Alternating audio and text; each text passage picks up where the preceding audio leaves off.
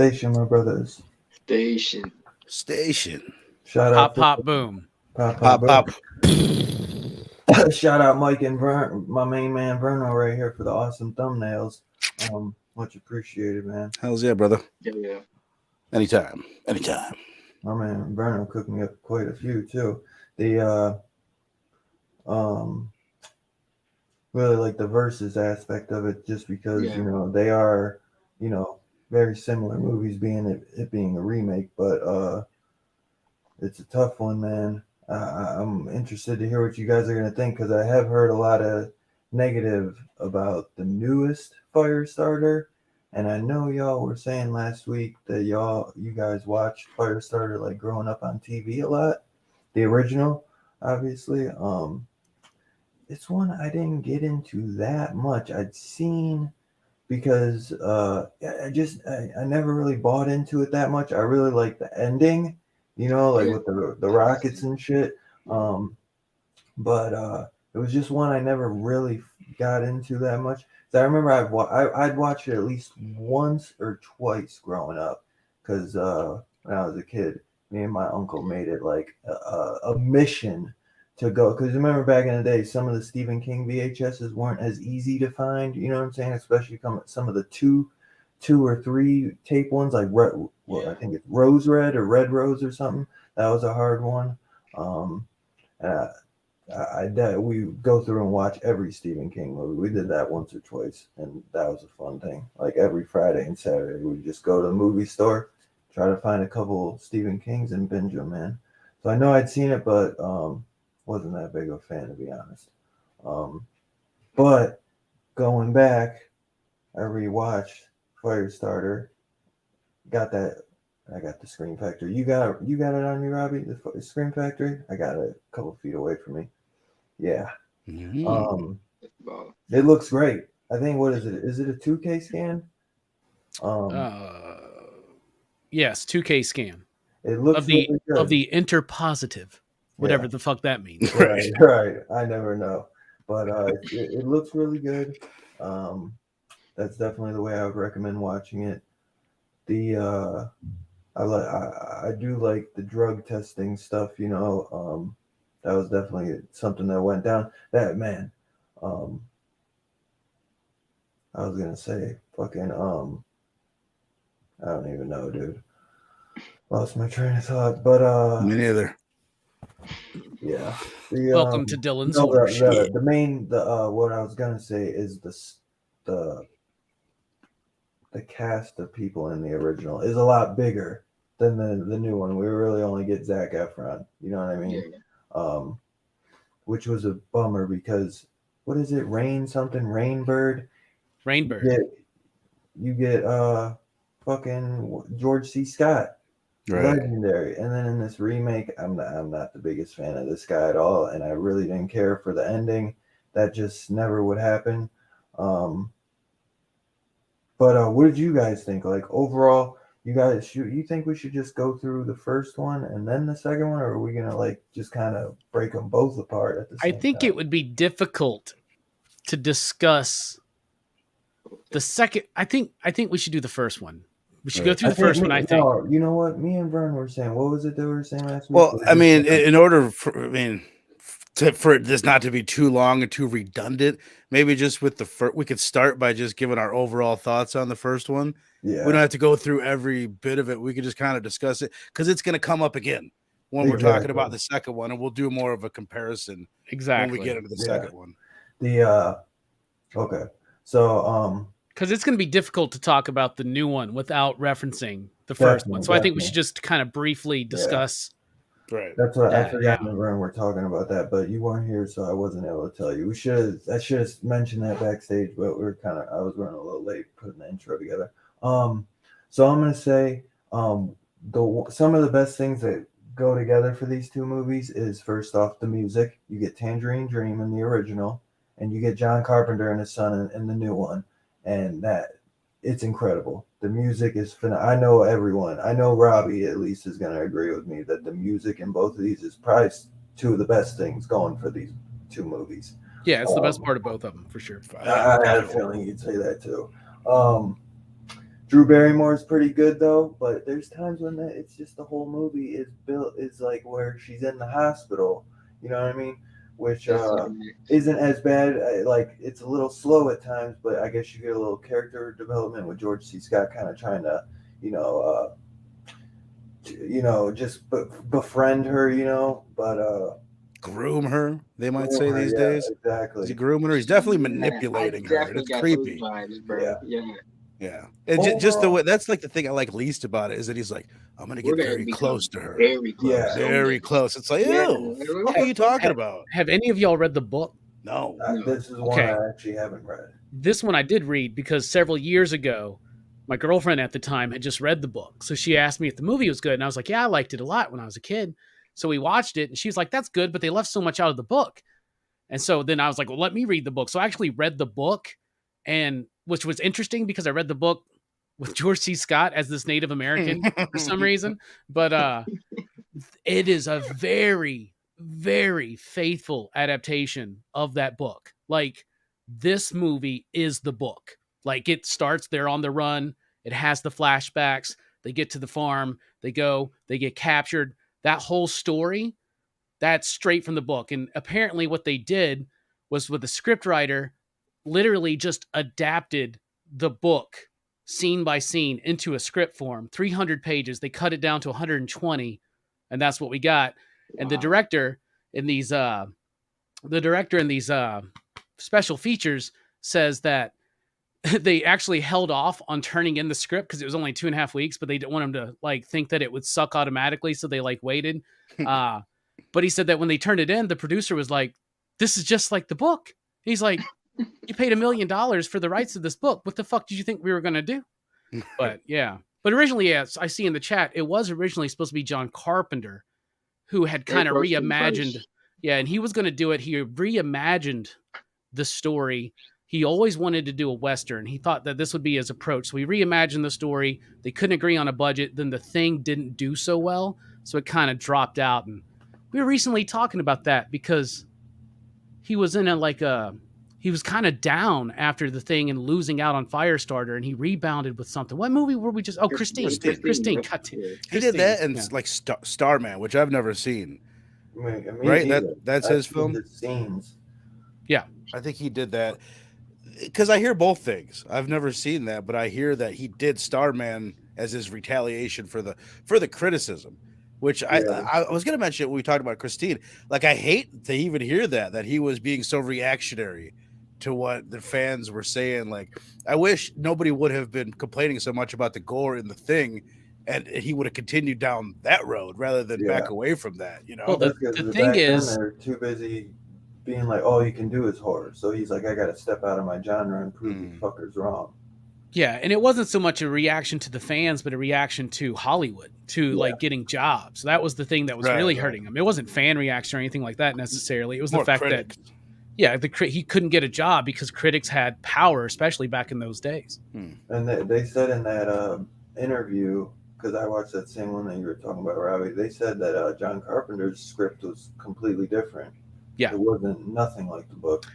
But you can see that because he wanted to make it a Western, and I would love to see what his vision would have been, because when you read the book, and it's very similar to this movie, like this secret organization is in like this old like fucking like plantation house or something, and it's got stables out there. It's like out in like, so it's got this Western flair to it, right? It ends at the stables with the horses all over the place, and the horse's name, what, Necromancer? Who named that fucking horse that? Come on, man. That's D&D nerd.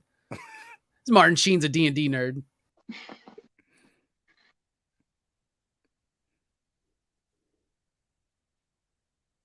My bad, bro. What?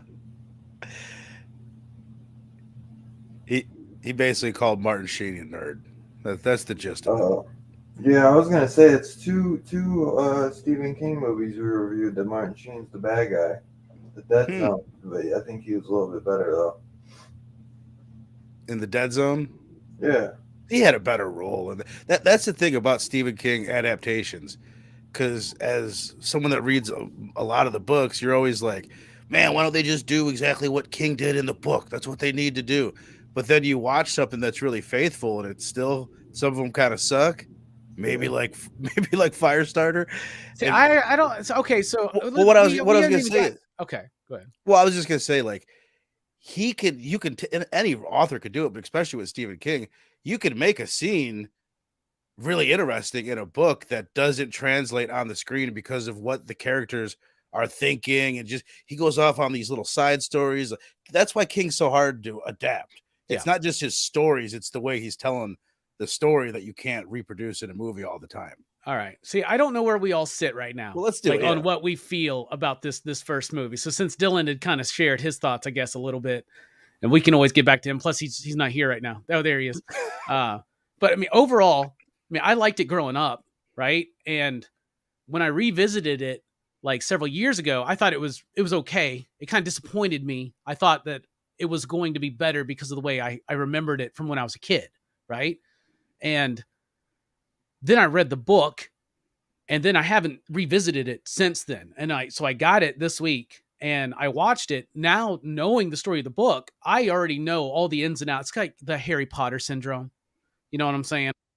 So like, it's like I was trying to figure out what Vern was doing, and it distracted me. Sorry. And, no. Sorry. So knowing like that Harry Potter thing, like if you've read the books, you already know a lot of the motivations and internal things going on.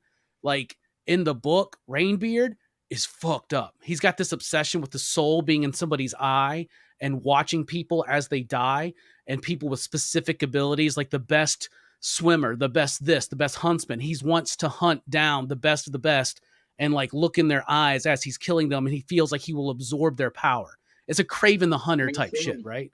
So that's awesome, right? And then so I already know all this, and I already know all this backstory, and the book really elaborates on how the push affects Andy and how it affects other people. Like there's this whole bit where this dude gets this weird impression in his head. They basically describe it as reverberating in somebody's head back and forth. It never stops. And it just becomes this thing like when he turns the dollar into a $500 bill and shit like that, right? This dude is like fucked up for like days because this thing's going in his head. This one dude winds up like putting his hand in a garbage disposal and like killing himself. And I wish they would have put that. But having read the book, going back, this was the best experience I've had as an adult watching this movie. I really liked the movie. Amazing music. It's 2 hours. It doesn't overstay its welcome. It feels like I'm existing in this world for a while. And I like it. It starts with them on the run. It gets it going. It gives us the relevant information and background or back flashes or whatever. And then it's progressing that story forward, building this relationship, the farm scene. And then it ultimately climaxes at the, what is the place called? It's the something. the agency. What did they call it? The Shop is the name of The the Shop. group. That's the Shop. And then when they're at their headquarters, like I actually think it's really solidly structured and for the most part really well done. George C. Scott, obviously a white dude playing a Native American, but don't worry because they did a sequel, right? Like in 2002 with Malcolm McDowell playing the same character, right? So I was really excited for this one to see like if somebody actually like a Native American could sink their teeth into this role because it's like such an interesting character.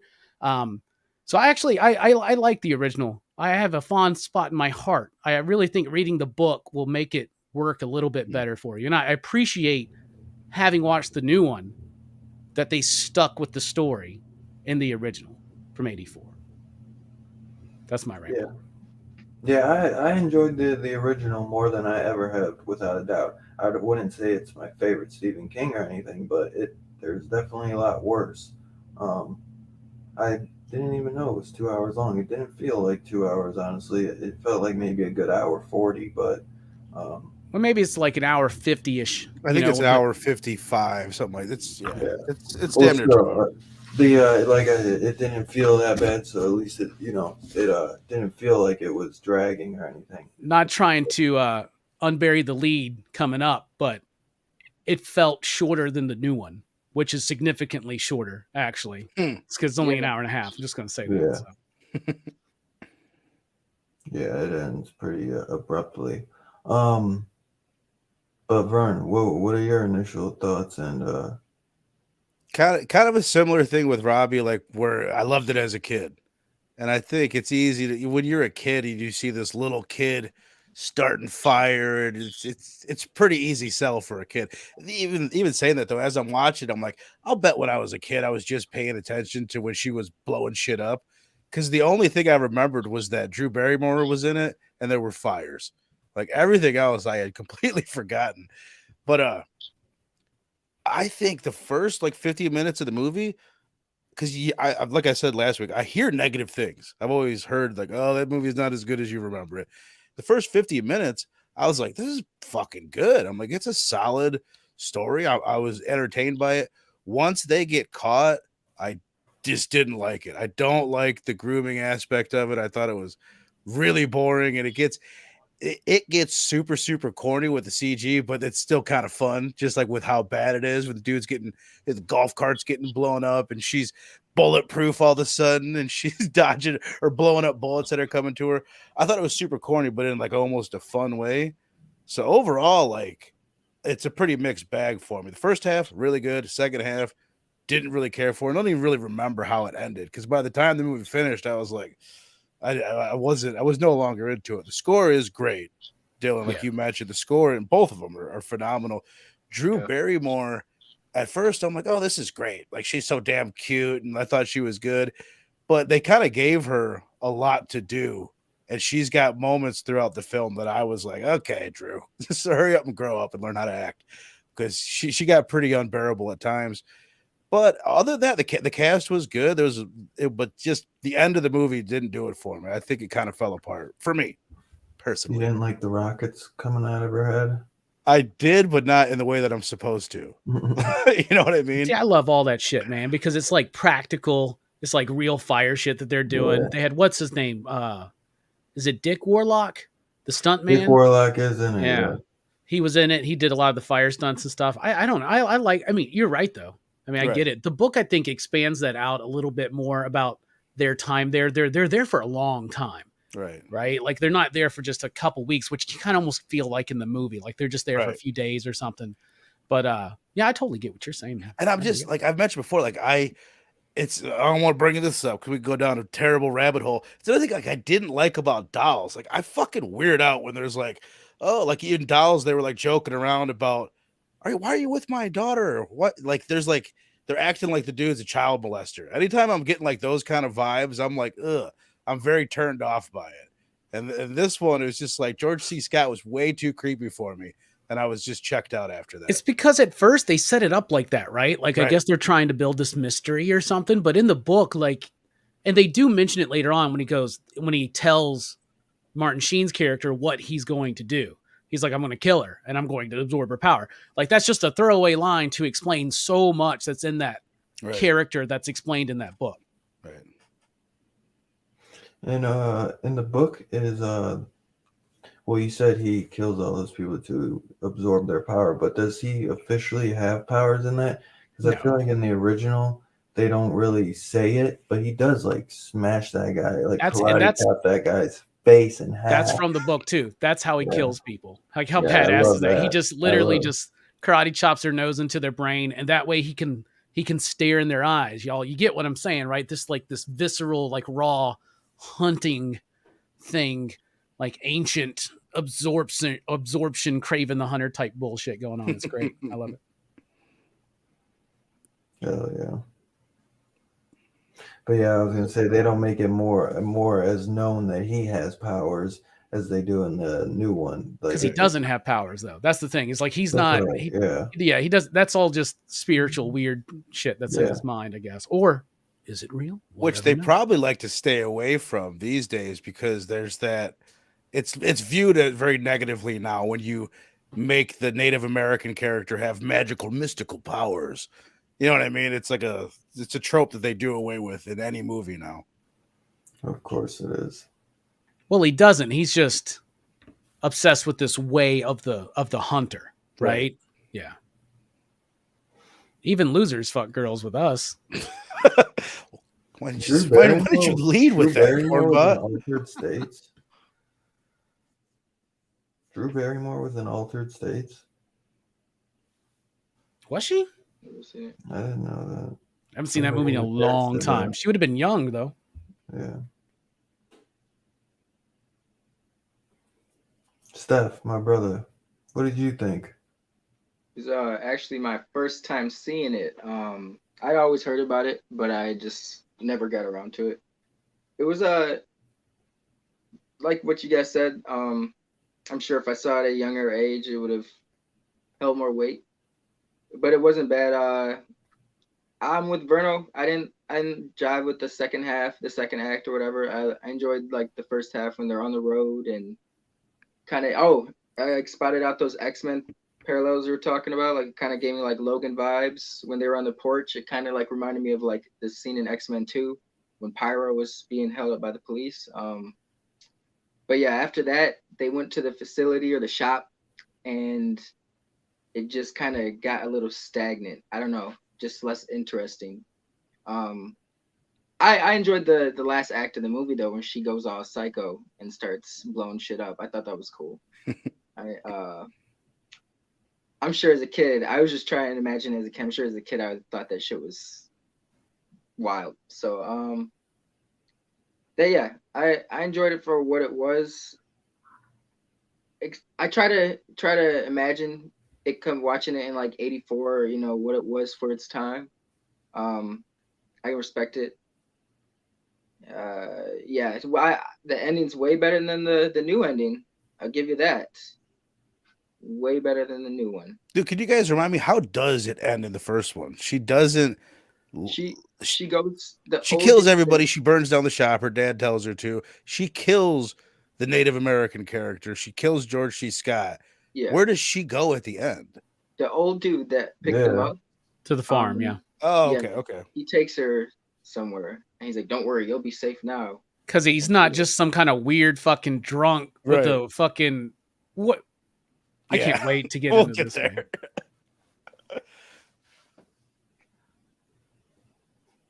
Anything else, Steph? Music or anything? Music was definitely the highlight for me. You know, I didn't really notice the music too much in the new one, sad to say, but it was definitely standoutish in the first one for me.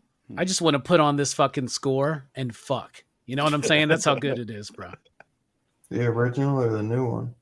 The original. The new one, we'll get to it. The new one is pretty decent, but it's not the best Carpenter score, and they don't utilize it very effectively, I think, in the film. Not like this one. Well, there's just not enough moments that you're like, fuck yeah. Like, it doesn't matter what the score is. There's a few moments where I heard the music. I didn't know it was made by Tangerine Dream until you guys said so, or I forgot you said it last week, but I was like, man, I feel like they just made this just to make good music, like not for this scene, to score this scene, but to find out it's Tangerine makes sense. They're amazing, man. Yeah. Near Dark, bro. Near Dark. Come on, brother. Hell yeah. Hell yeah. Yeah, though. I think the movie is pretty good for the most part as well. Music's great. Drew Barrymore's pretty good for being super, super young. Somebody said they like when Charlie's line, or when she's saying that back off line to make the fire stop. I think that's pretty Back cool. Like off. she's talking to something, yeah. Yeah. For the most part, the dad is pretty good. Sometimes he's a little goofy. You know what I mean? Like Over the top. Yeah. Stu's name is what? David Keith, which fucks me up because there's a Keith David. Right. Right. I like the dad in this movie. I really do. He's definitely good, but there's just some goofy parts. I get the idea from his kid. Like he is like, this shit is killing him. All right. The more he uses his powers, the more he's going to die. He's trying to protect his daughter. His wife just died. Like this, I think he portrays that very well. And like that scene with him and God, I can't remember the dude's name, but the older guy, the farmer, like where he like realizes, oh, I got to come clean. Like I think I like this movie a lot more than I'm even thinking when I first started this damn show. The new one makes me like the this old man. more. Yeah, Irv. There you go. Thank you. That reminded me of Logan. When Logan went to the farm and the Howlets were there. Right. That reminded me of, was that their name? The Howlets? No, not in FireStarter, but in Logan. I never caught that. Oh, that's interesting. Yeah. Or no, not the Howlets, but shit. The Hudsons. Oh, okay. Alpha Flight. Oh, now Dylan, do we want to rate 1984 before we move on to the new one, or do you want to save that to the end? No, we could rate them. Yeah, we could rate it. You want to go first, Steph? Yeah. I give it a solid 3.5.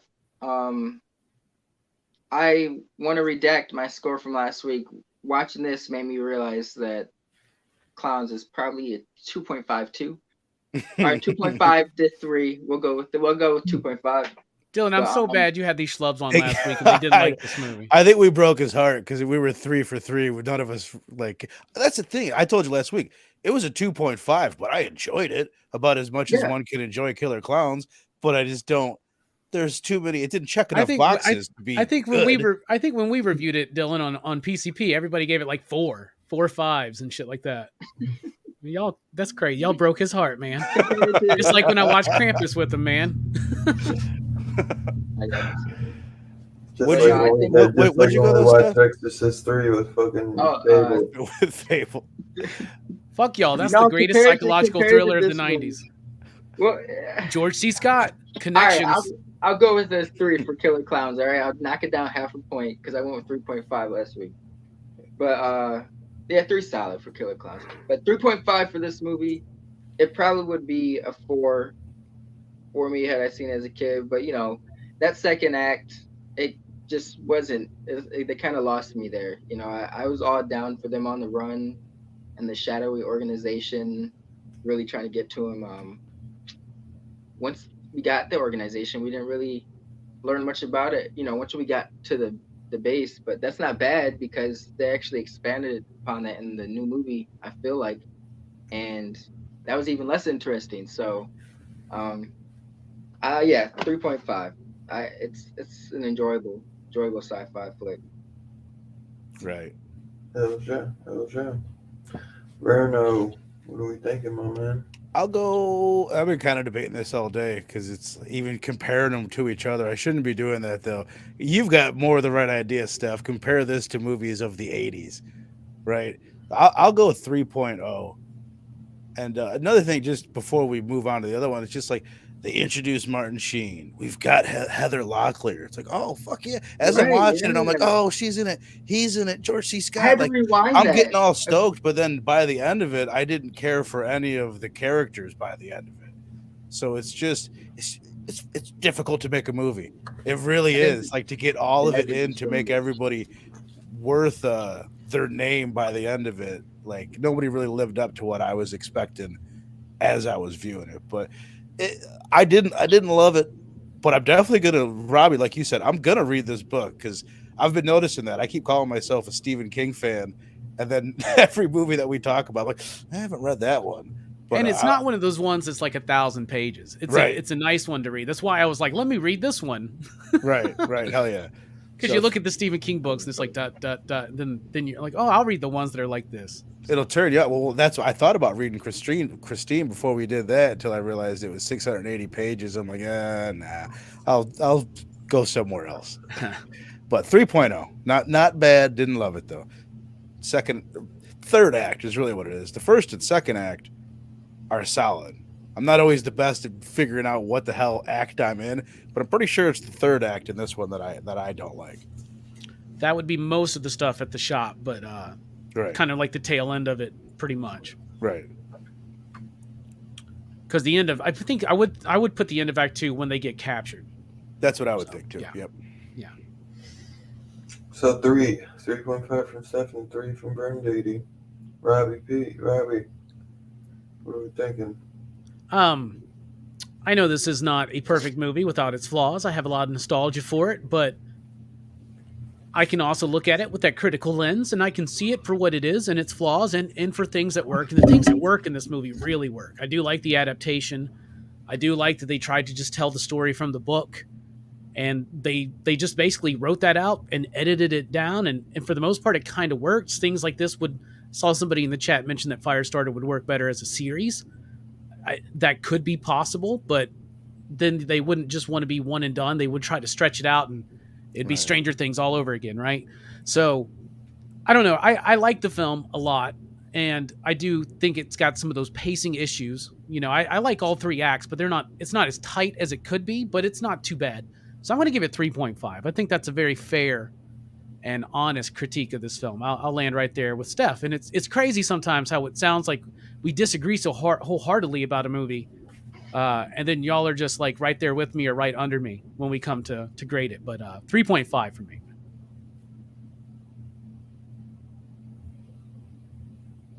And a dash of pop pop boom. Nice. Yeah, I guess I'll probably go 3.5 on this as well. It's debating between a 3 and 3.5. I really like the music. Drew is young and still showing some promise of being a good actor. I do like the conclusion with all the rockets coming out of her head.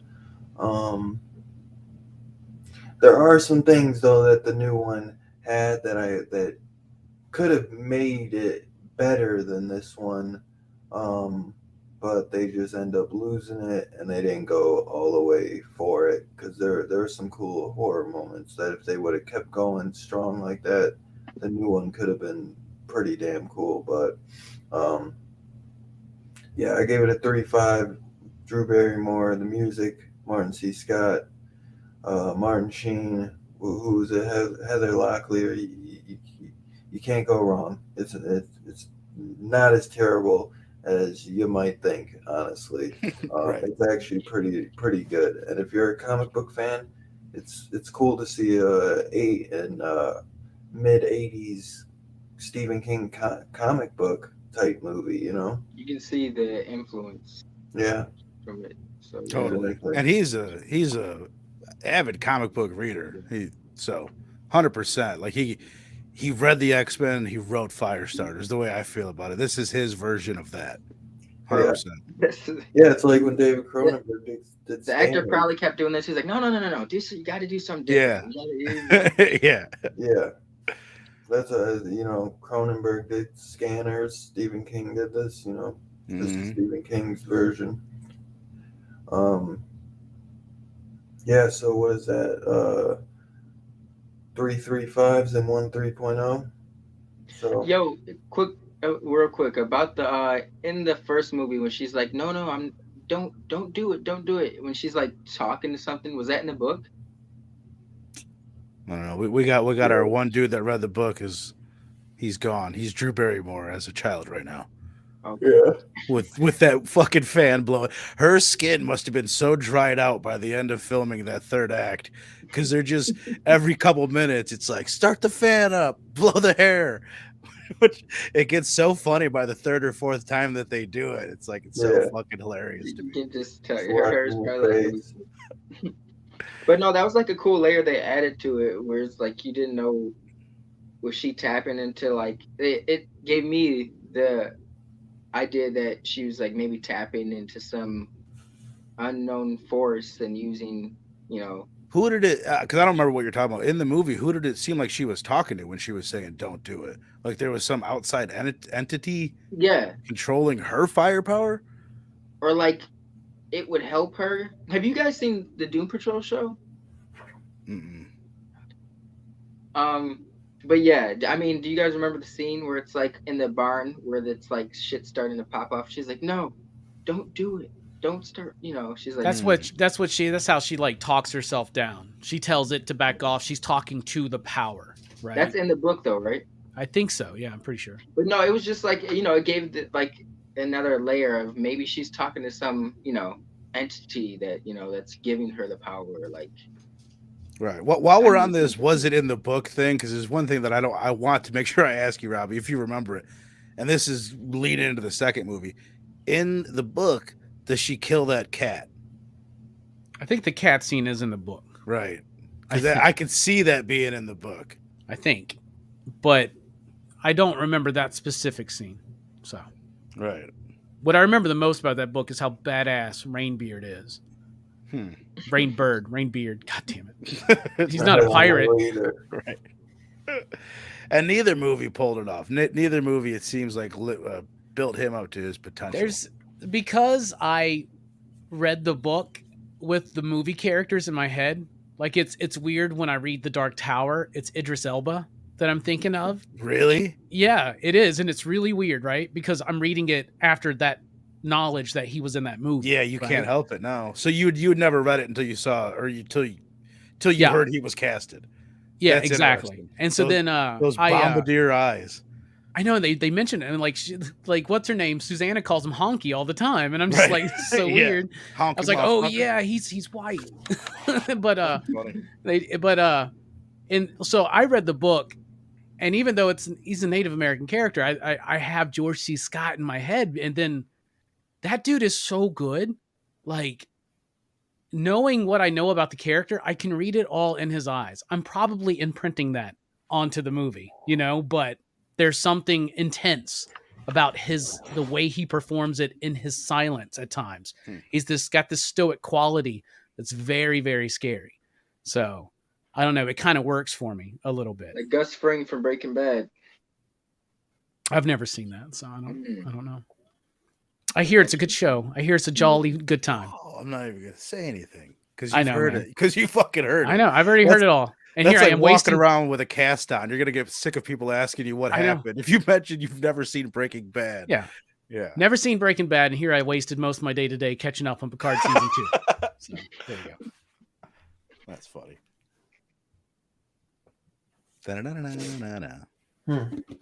All right, so I guess we got 3 3.5s and 1 3, so average of a 3.369.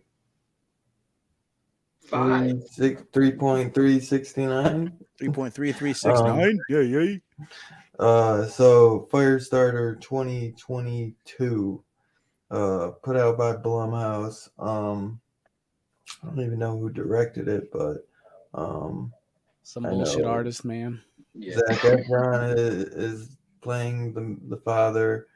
I don't know what this little girl's been in, but she was pretty good. I thought she did good. Mm-hmm.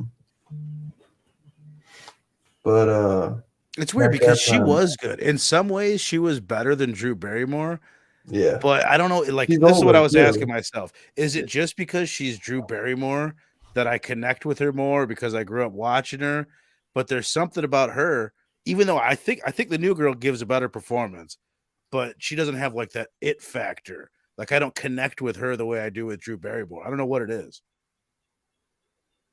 What did you guys think just of those characters? Do you think she was. Who do you think was better? All right. Robbie? Well, first of all, so Drew Barrymore was 8 when she did the movie, and Ryan Kira Armstrong is 12. Right. So a more seasoned actor, which makes sense, right? But I don't know. I feel like there was there's a charm to Drew Barrymore's performance. Obviously, it's because I have very fond memories of E.T., of this movie.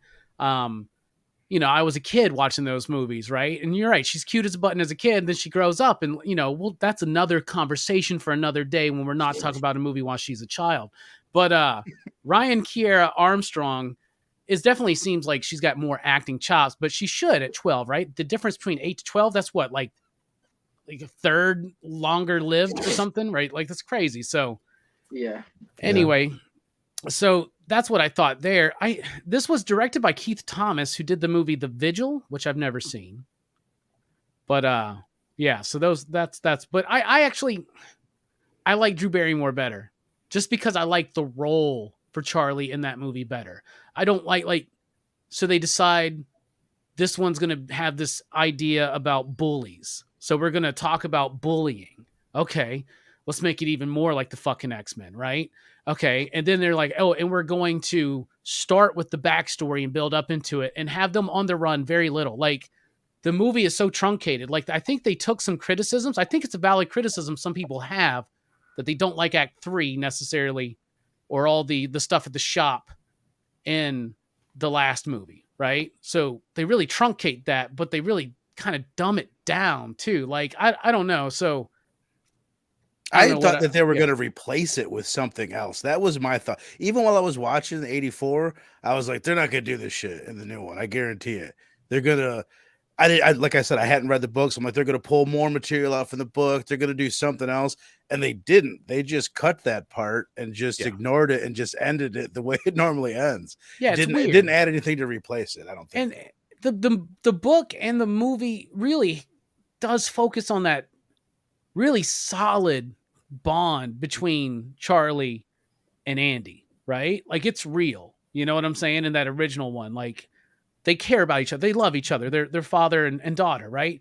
And this one, they're throwing in all of this angst and just unnecessary drivel, I think, man. I don't know. And then the way they changed up the end, like, instead of both of them having something, like, I just so fucking stupid.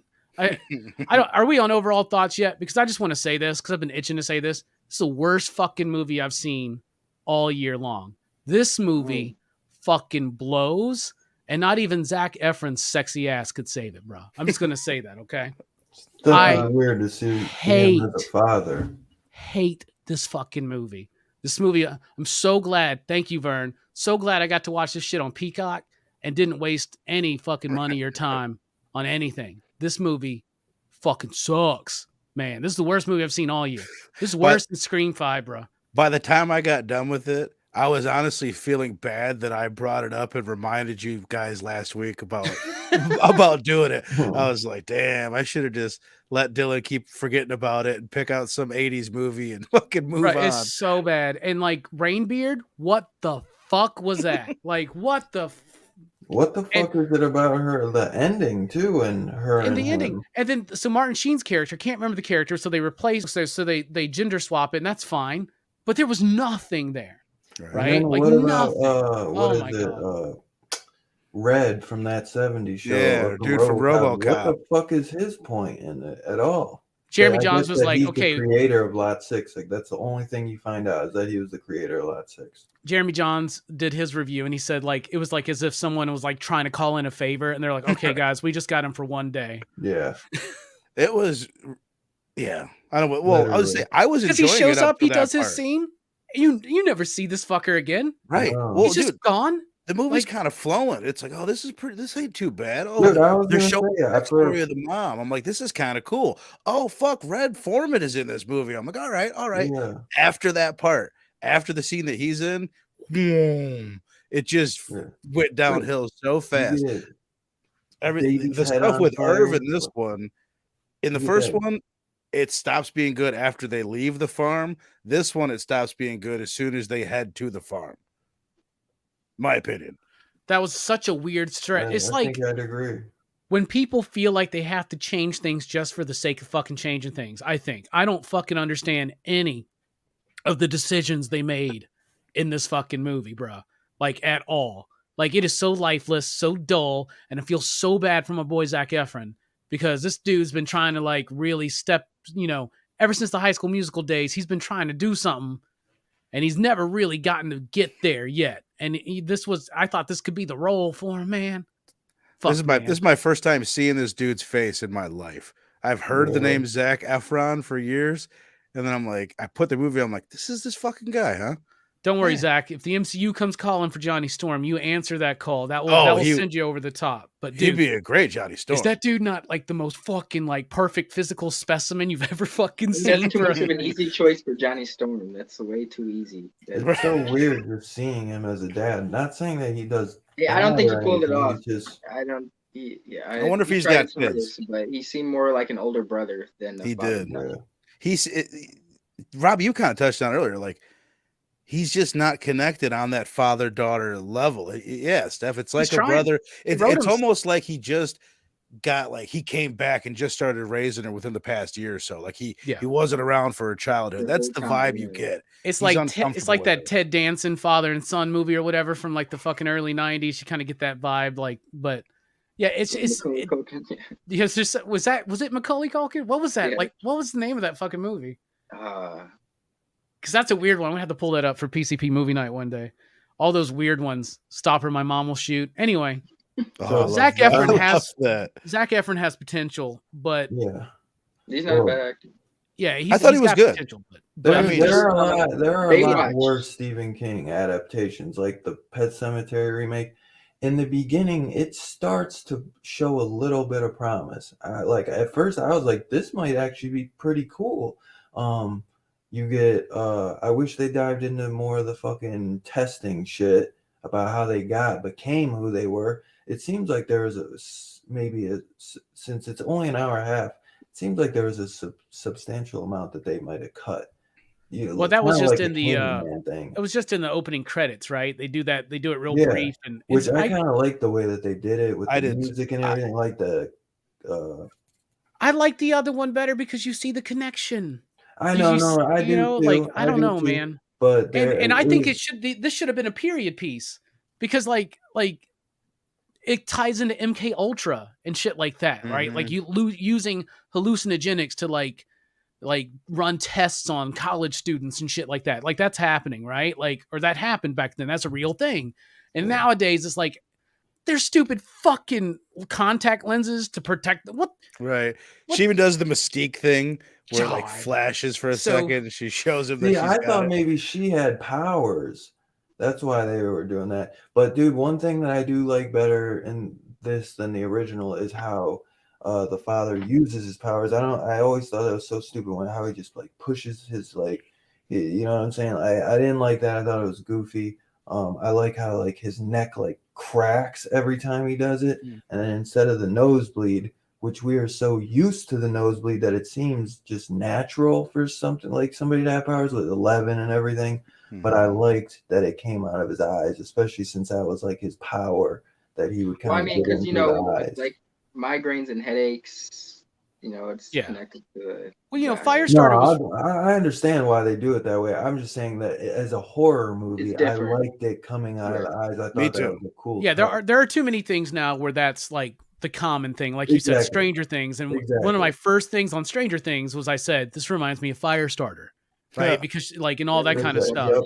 Yep. But the idea is that he's wearing it out, right? So he's literally having to almost physically push it out. Like it's supposed to show an exertion. I guess you're right. So, I don't think they show much of him using it beforehand. You just see once he's already tired himself out.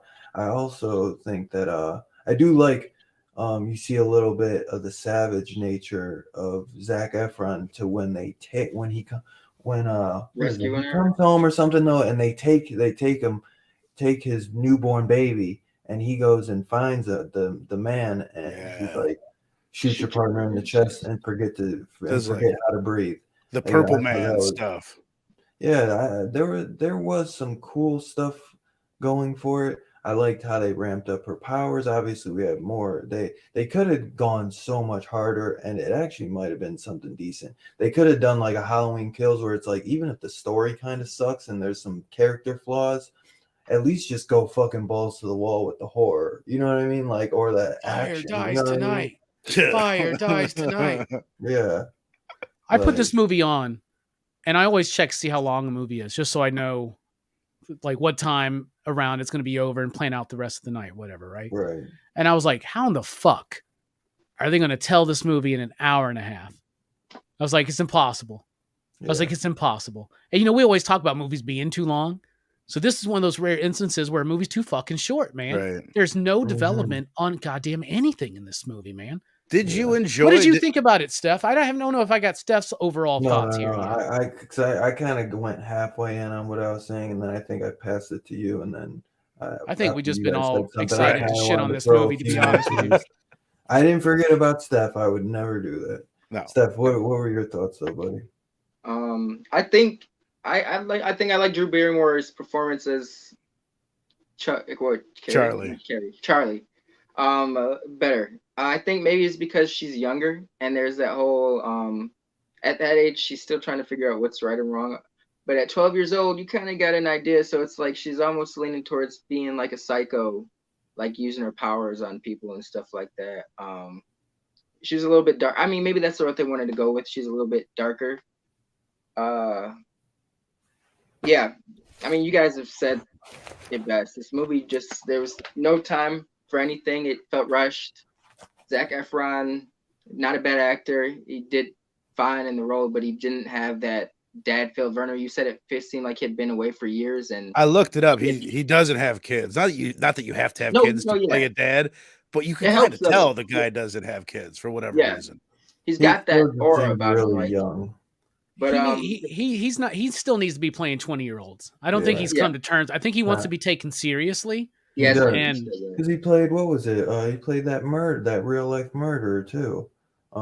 Did you Bundy? He played. Yes. He played Bundy. He'd be a good Bundy. Because Robbie said he's been trying to be taken a little bit, because before he's known at the High School Musical, which he's great. He's great in High School Musical. Yeah, I'm not a fan of it, but he started doing some Seth Rogen comedy stoner movies too. So now I feel like he kind of fell in that wheelhouse, and now I think he's trying to dig himself out and try and be like, I can be more than just the good looking guy. So I think he's trying to do a little bit more. If you guys haven't seen Baywatch, check out Baywatch. I do want the one with The Rock. I want to see. I bet do want to see. He was funny in that too. Anything with The Rock, you got to give a shot at least. I didn't think like The Rock and Zac Efron would they actually have some really great chemistry. The Rock is just, I feel like he just he doesn't have The Rock's never been in a great movie, but I enjoy everything I've ever seen him in. Exactly, he's just funny. Yeah. He's been in one great movie. What is it? Southland Tales. Never heard of it.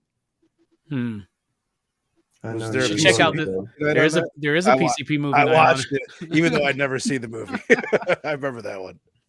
Is that the same director as Donnie Darko? Yeah, a lot of people don't like it, but I love that movie. Oh, I Scorpion. vividly remember that. No, you're wrong. He did two great movies, Southland Tales and The Scorpion King.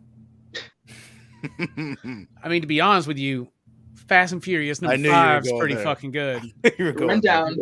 Is he in 5? Is he in 5? Is that when he shows up? That's the one where he's introduced, yeah. Did you still? That's the one where him and Vin Diesel fight. That's like one of the best ones. Yeah, on the rooftop fight in like Brazil or whatnot.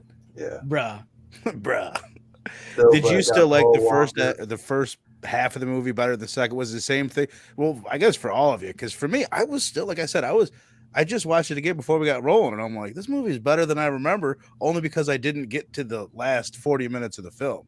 The first chunk, I think is pretty solid, if not better than the first one. I like the backstory with the mom and the bits that we get with her.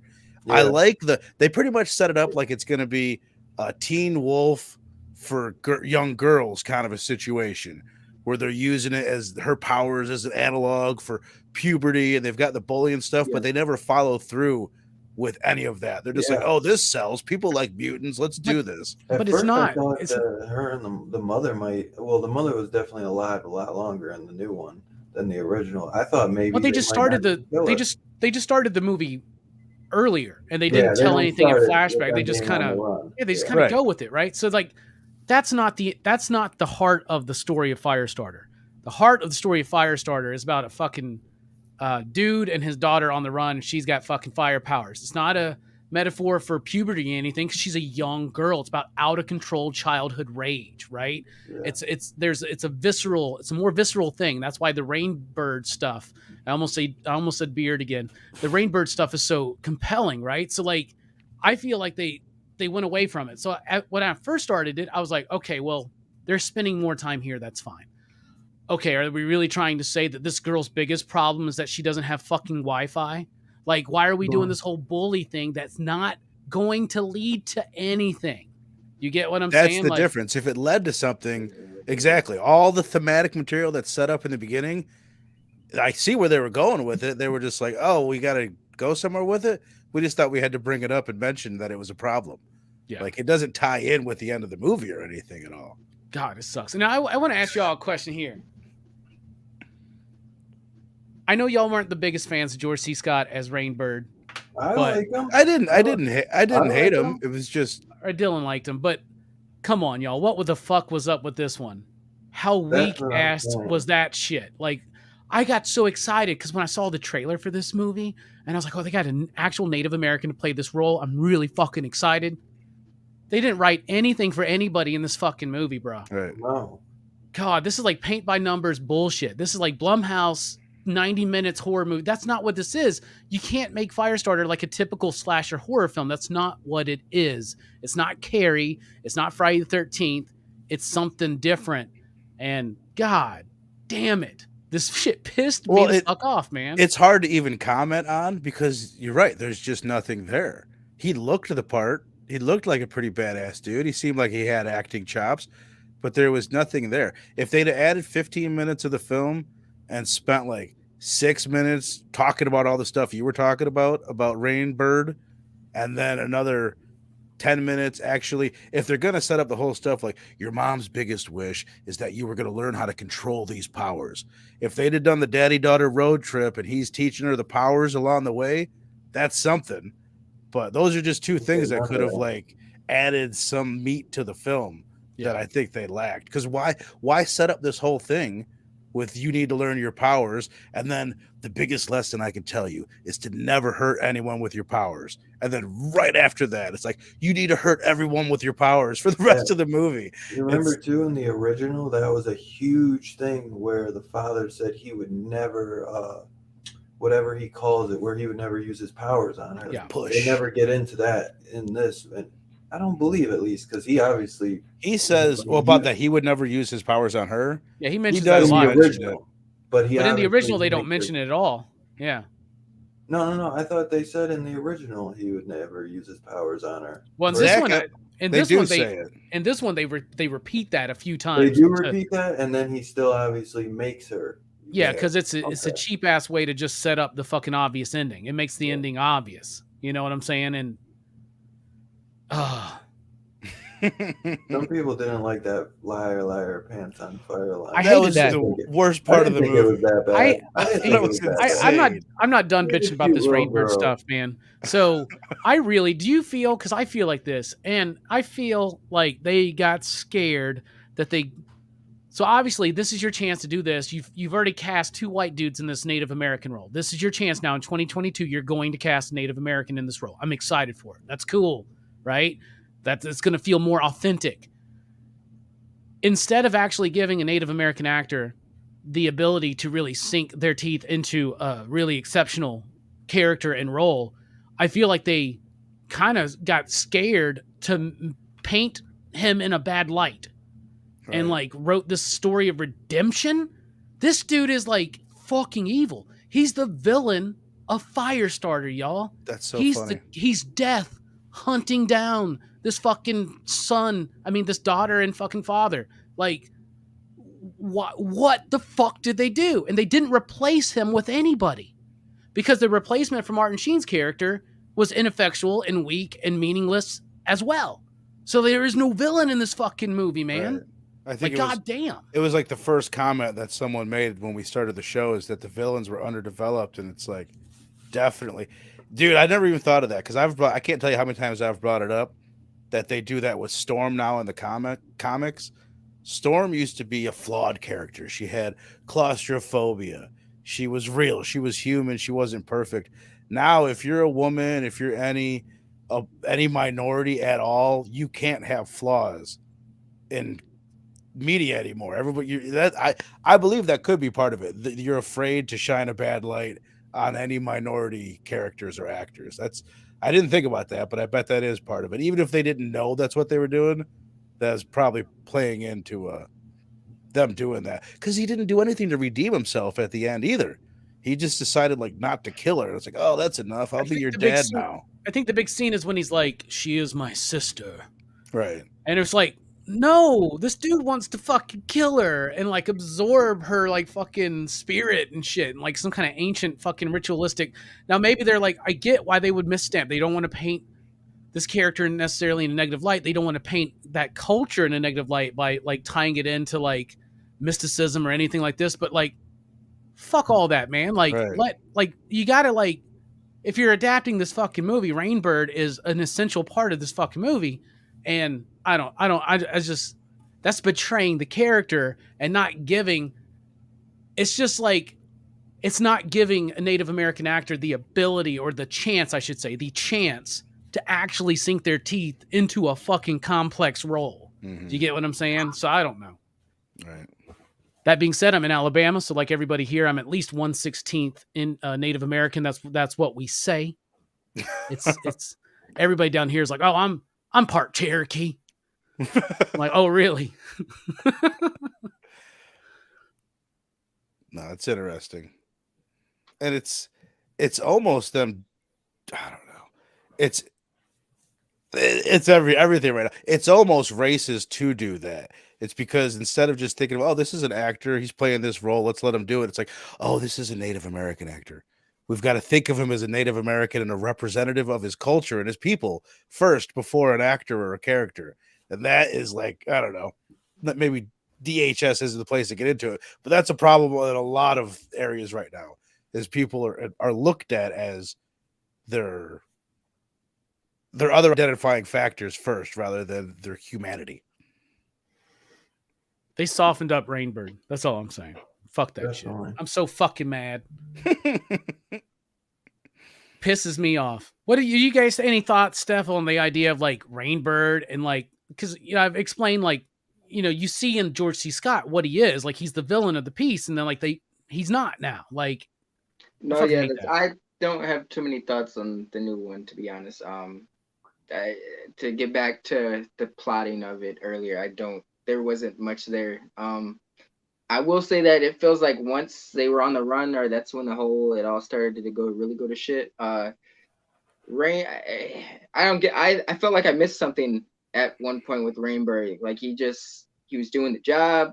He was some sadistic dude. All of a sudden he gets a message from the wife and he's like stuck on helping the girl for the rest of the film, which I don't get why. Yeah, right. Me neither. It started one place and went completely different from where the trajectory seemed like it was gonna go. Yeah, that ending sucked. I'm not gonna lie. Dude, so fucking stupid. The third act of the film seemed like they like cut the budget. Like everything started to feel made for TV. Even when the look, the lighting. Lighting people's heads on fire. It's like it almost got there, but like you said, it seemed like they were getting there, and they're like, limited by budgetary reasons. I don't know, but she barely had to kill any people to fucking get in and out of that place. Yeah. She killed. It was like maybe. It was definitely less than 10 people. It was maybe 6 people she might have killed. I mean, I guess maybe to some standards that's a lot, but we're talking about a fucking Stephen King Blumhouse movie. It's like, go fucking balls to the wall, man. Right. I don't like Blumhouse, to be honest with you, man. Like the newborn baby's head catching on fire. That was dope. The neck snapping, the eyes bleeding. There's just not that much gore in it. The cat killing, which I knew that would get Robbie, which I'm not a fan of like animal killings either. So that was a little rough. But I got the her message. powers are cool because like she's Yeah. charring people to like bone. So it's cool to see that her power, like they just make her like she is badass. You know what I'm saying? Like her power set is dope. You know what I'm saying? Like, but they just could have went farther with it, you know. If you're gonna like cut the movie down and make the story not like as, you know, as rich, it's like fucking at least give us some like kills, you know what I'm saying? It's like Ryan Turek, he's one of the producers on this. It's like I'm like, bro, you know what we love. You're supposed to be an 80s horror fan, like a horror fan like us. Like, how are you producing this and not saying anything? I wonder if they were kind of making it for kids because we liked it when we were kids, and there's a kid in it. Superheroes are so big nowadays. Maybe right. I wonder what else that girl has been in. Maybe like she's popular in the young, but it's like still like it's rated R, isn't it? It's got to be rated R. This has got to be rated R. I would think. I think I only heard one F-bomb. It might be PG-13. It felt PG-13 for sure. I mean, I could see the superhero thing because it's like even the cat scene was like her Peter Parker situation, like her learning about responsibility with her powers, which kind of makes you seem like more of a psycho at the end. And she's like, "It's rated R." Wow. It's a light. Did you guys see the Rotten Tomatoes score on this thing? No. 12%. 12%. 12%. Wow. Yeah, it's got a 4.6 out of 10, and critically it's got a 32 out of 100. I can't even find the rating for a fucking movie anymore. You said it's rated R? It's rated R, yeah. It's rated R. Good thing I'm not a parent.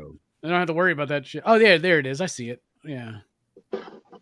There's waste of a fucking R-rated movie, man. It really is, dude. I mean, if you're gonna make it rated R, make it almost NC-17. There was some cool stuff. Like don't just like, oh, it's barely rated R. I agree with Dylan. He said if you're going to gut the story, not make the characters complex and rich, then just make it a fucking gore fest. Why do we making Stranger Things where like Eleven's literally just flaying people, right? Exactly. But no, we can't do that because you know what I think they're doing? What if it hits? We could do another, and we'll call it FireStarters. Yeah. Well, fuck y'all. It ain't happening. No. You can wreck Halloween as much as you want to, Blumhouse, but you can't fucking do anything more with FireStarter. It's over. It's done. Good luck with Stephen King letting you get another one of his projects. As every headline said this week, remake of FireStarter fails to ignite. Oh, hey-oh. This movie fucking blows, y'all. This movie sucks. Do not watch this movie. Oh, okay. Did you at one point in the movie did you start to hate on it? Did you hate it right off the bat? I didn't. I was actually at first thinking, I was like, this might be kind of cool. Me too. It's like you said, once they get to the farm, that's where it's like all done. You know what I'm saying? But before, like I really like I don't know, the baby once the baby's head caught on fire, I was like, damn, that's kind of cool. You know, that's reaching, you know what I'm saying? Like most people, they don't touch newborn babies like that. I like the neck cracking, the eyes bleeding. I wish they went deeper with it, but I did like how they did the intro and then like the cinematography, how it's shot like a old video camera kind of when they're being interviewed, you know. But the way they asked that Zac Efron too, they say, did they have any like beliefs of stuff before all this? And he said that he saw his parents die.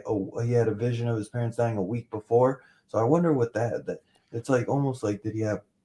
They seem to imply that this is what I'm confused on. The mother and the father both had powers before they were given this super soldier serum. And maybe the Lot 6 just like awakened it or something. Right. You know what I mean? Right. Like it turned on their X gene. Yeah. Yeah, but I want everybody to remember that scene in the first movie where they're like tripping and they're looking out and then all these people are fucking screaming in this madness and they're just like, what? Like, You didn't get anything like that in this movie, right? Yeah. That's the only true like horror kind of vibe you get in that movie, right? And you don't get that at all in this fucking movie. It feels like they're trying to. I started. It was the moment, definitely when they introduced the shop and Rainbird, and I at first I was like, oh, so they're going to. I started being puzzled because I was like, they're starting before the actual story, so they got a long way to go. Is this going to be super tight? Right? Like maybe this is going to be super tight. And then when I realized it wasn't, that it was an extended fucking just opening for what Firestarter should be, it was probably like 15, 20 minutes into the movie where I was just like, what? And it just became boring as fuck. And for a movie that's like less than an hour and a half and its predecessor is just less than 2 hours, this movie feels longer. It was a chore for me to get through this fucking movie, man.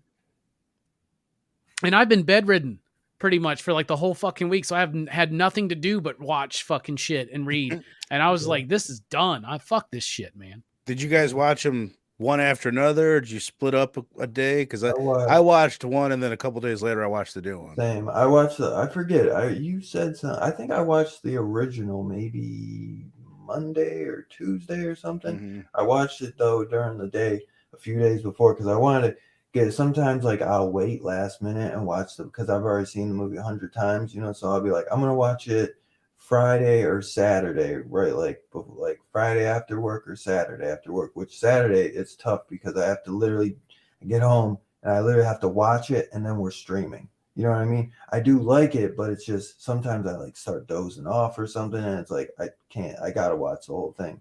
So now we know why he's 40 minutes late every other week. We get it now. Yeah. But yeah, I watched that like Monday or Tuesday, and then this I watched Friday night or Thursday night at like midnight, the second it dropped, and I watched like half of it. So I got halfway through and I was like, I was gonna message you guys and be like, it's actually seeming kind of. I didn't get halfway officially. I got maybe like 30 minutes in. Right. And I was like, this is seeming kind of cool, guys. I was gonna say it, but I didn't want. I was like, I didn't watch it. Same here, dude. I've been wanting to text you guys all fucking week, talking shit the last couple days. I mean, I wanted to too. As soon as I got done with this movie, I wanted to be like, "What the fuck, y'all? Did y'all like what? Y'all better not like this one. I will quit Dylan's horror show if y'all like this fucking movie. Yeah. This movie blows." Man. Yeah, I watched it. I watched the original Thursday afternoon. I've been off all week. I actually got COVID. No, I still have it technically right now. Just a little Omicron or what? Who fucking knows? But no, it sucks. No, I got the home tests and all that shit. It doesn't tell you what it is, does it? I don't know. I never. No, it doesn't. Both lines were there. It's like a pregnancy test. But I tested positive on Tuesday, and it was pretty rough for a couple of days. Not super bad. It just felt like the flu, But I feel a lot better today. That's why it was good to do the show. That's why I haven't done anything this week, if anybody's wondering. But I'm okay. I'm good. And hopefully I'll test negative in time to get back to work. But so I watched the original Thursday afternoon, and I was just like, it was like a fucking spiritual experience. I was like, this movie, wow. This is way better than the last time I watched it. I think it's because I've read the book and I understand like what's going on behind these characters, right? And it's all there. Well, you can recognize it if you've read the book. And then I watched this one. Like it was the first thing I did yesterday. Like I woke up and I was like, "Ooh, I'm going to watch the new Firestarter." So excited to see what they do with it. Friday, shit start to my day, bro. I'll tell you that, man. I had to read some fucking Sin City after that. That's what I did. I read some Frank Miller comics, man. Made me feel good. Anyway, feed your fear. Yeah, this movie fucking sucks. That's really all I got to say about it. It just fucking blows, man. Like, if you're a fan of the original at all, if you're a fan of the book at all, do not watch this movie. If you're a fan of movies and you're thinking, "Oh, this is the big movie that came out for Friday 13th," nah, don't watch this fucking movie. This movie was sucks. the James Wan movie? I keep forgetting the name of it, but like the last half of it was good. What, like you talking about Malignant? Malignant. It reminded me of that, just not. Malignant was a lot better. Yeah, way better. Yeah, but just that last act is like when shit starts to pick up in the new version. Yeah. The first half of Malignant is slow as a motherfucker. Mm-hmm. Oh yeah. I need to watch that again because at the end of that movie, I was like, "What?" I mean, the movie's designed to make you feel like there's that. some But people that fucking hate that movie, but there's some people that love that. That That's last why- act saved it for me. I'm not gonna lie. That I Dude, could it rewatch did it because of that. Dude, that's why I want to watch it again. Is everybody else's creative, reaction? Man. It wasn't the same bullshit we always get nowadays. Sure. Like this. This is proving. And I try, man. I just got in an argument with Robbie, going to bat for you, Blumhouse. Thanks a lot. Fucking making me look dumb. Like, fuck come on, Blumhouse, try man. to go to bat They for don't you know guys. what the fuck to do with You what need they to got. hire me So and Robbie, keep your hands off The Exorcist. Keep your hands off of fucking everything, Blumhouse. Y'all suck. Ryan, Gotta get over it. I'll be the new executive producer, and I'll let you. They're Hollywood now, man. That's the problem. They're Hollywood, bro. They're like, oh, we're gonna make this movie for $12 million. We'll make money. Yeah. They don't give a fuck, bro. Put They it don't on give a fuck. Peacock. Dude, you know they sold it to Peacock. I don't even want to know how much for. Plus, they're making money in the theaters, but I don't think they're gonna see much money past the first weekend. So Look, the porn bots are slipping because now it's like everyone is here to fuck with you. Like, bro, that's not like a good thing, man. Like, I don't want to go somewhere where people are fucking with me. Yeah, I don't think this is gonna do well in theaters. it's a bummer, man, because Scanners is one of my favorites, and this is a very similar movie to the Scanners. You know what I'm saying? Mm-hmm. And Two Gun just said that he read somewhere that the director did say that he would be interested in expanding the FireStarter universe in a sequel or series. And it's like, you could do something like that, because Scanners had a couple sequels, but it's like, you fuck it up and you don't go big with this, man. It's like, nobody takes risks anymore, man, besides these independent companies. Right. Yep. They should have, just because they teased it in both movies. They say the line, she could get to the point where she would cause a nuclear explosion. It's like, well, then fucking do it. That's the way this movie should have ended. Right. She should have been like a real threat. Well, we're almost like, dude, maybe they need to just take her out. What if she had like a dream sequence where it's like Terminator 2, Sarah Connor style, right. Like where she's imagining herself going nuclear, and it could be cool. I mean, it could be expanded on and stuff, but I like the idea of just the one and done Stephen King story where the point at the end is that the threat is not over. Like, she's out, she's loose, and all it takes is the wrong motherfuckers. You know what the world's like. So in that world, the FireStarter world, in the original ending or this ending where she goes off into the world on her own, we know what the world's like. It's over, bruh. You know, and in the new one, the world's fucked because they went off together and they're both fucked in the head. Mm-hmm. Yeah. I hate Rainbird in this movie so much. God, this is the biggest fucking... I hate this movie. I feel like Jelani right now. This is like the worst movie I've seen all year long. This is the worst. This movie fucking sucks, man. This movie makes Texas Chainsaw Massacre 2022 look like goddamn Suspiria, Halloween. It does. It looks significant. I was gonna say it's hard to I will top say. that. No, that's true. Well, it's. I don't have the same like anger about it for whatever reason. Maybe if I read the book, I would, because I'm not as connected with. I just I feel like there was no soul to the movie. That's like its biggest thing. It's rushed and it's soulless. It seems like nobody had passion in the project besides Red Foreman. His scene was good. His scene was great. No one else gave it. I feel like he was like, you could just come to my kitchen. I'll sit next to the window. Don't even bring no lights. Just bring the camera. I'll do you one scene. That was a favorite they called him for sure. Yeah. So ridiculous. God. What'd you guys think of the score? I know we touched on it for a second. I thought it's awesome, but it's not utilized. It's better. Yeah, listen to it on its own, and it's great. Incredible. It's not as good as their work on Halloween Kills, which I think is amazing. Can you get this on Spotify already? The score? You can find it on YouTube, I'm sure. Oh, okay. The best the original I think is better. I like the Tangerine Dream score better. Because I don't think it's like I said, it's not as good as, say, Halloween Kills, but it is good, but they don't utilize it in the film at all. Because, like you said, there's no scenes, no moments for it to stand out. There's the one moment that musical cue. That's the phrase I'm looking for. In the bathroom where it's the mom and the music's just kind of building up and getting intense, and she uses her power and it kicks in, and that's the best musical cue of the movie. And I was like, and at that point, when I was still way into the movie. I was like, this is gonna be dope, and it let me down after that. But I did dig it. It's the saving grace of the film. Like, it's pretty damn enjoyable. It reminds me of the Halloween Kills, like just like the vibe of it. The piano's a little bit faster, and it's got some intensity. You know what it might be? It might be literally the throwaway fucking ideas from Halloween Kills, right?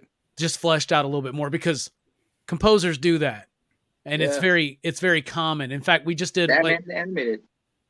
Right, yeah, and Danny Elfman. Speaking of Danny Elfman, Dick Tracy's kind of like some of his in the Flash theme. That's like some throwaway Batman material, right? I can see it. Just kind of fleshed out, reworked a little bit. It's got the same. It's like piano mixed with like an industrial noise type of stuff. It's not as good as the Halloween, the Halloween, more recent Halloween scores, but it did remind me of that.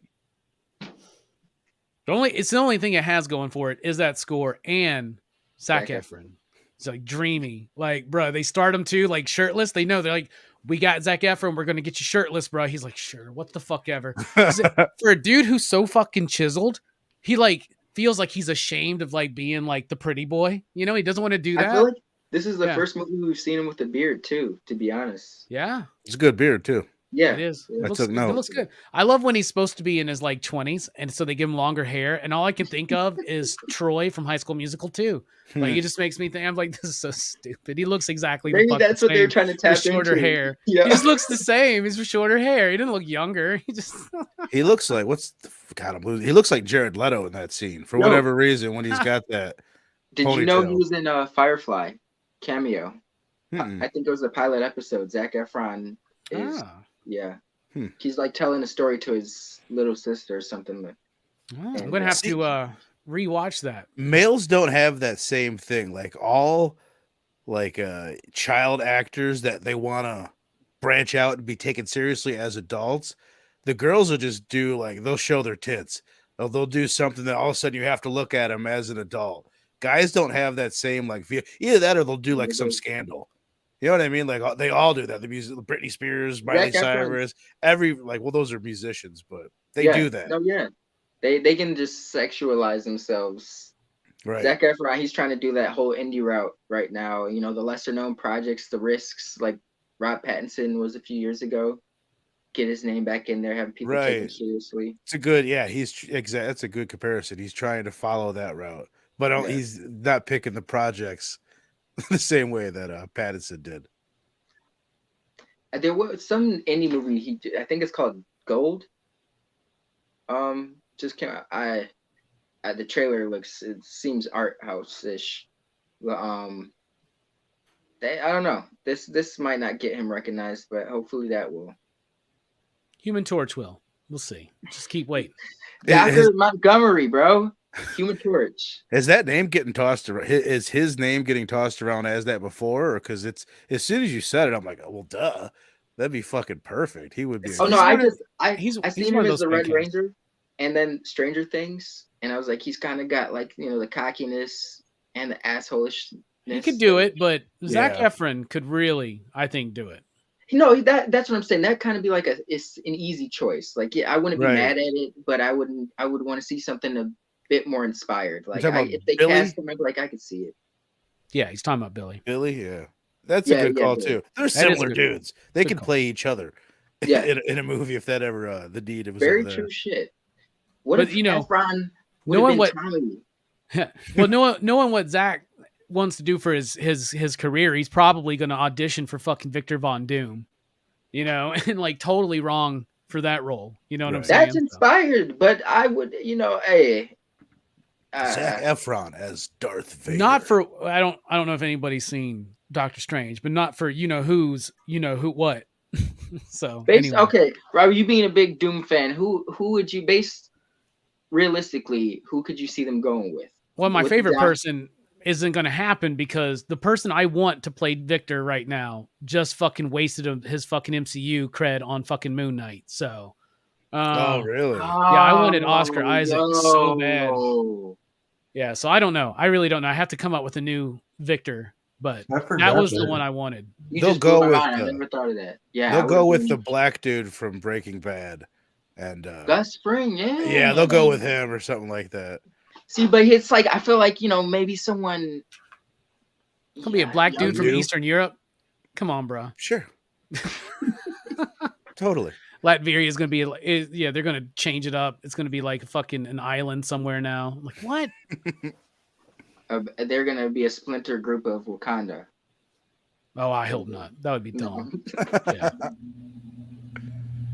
No, I don't know. I have to come up with a good Victor Von Doom. I don't have a good one right now. Well, Michael Fassbender, unless they don't want to bring him back from Magneto. But I think that would be a great choice, Fassbender. He'd be great. But you got to get somebody age appropriate to be the you know what to the you know who.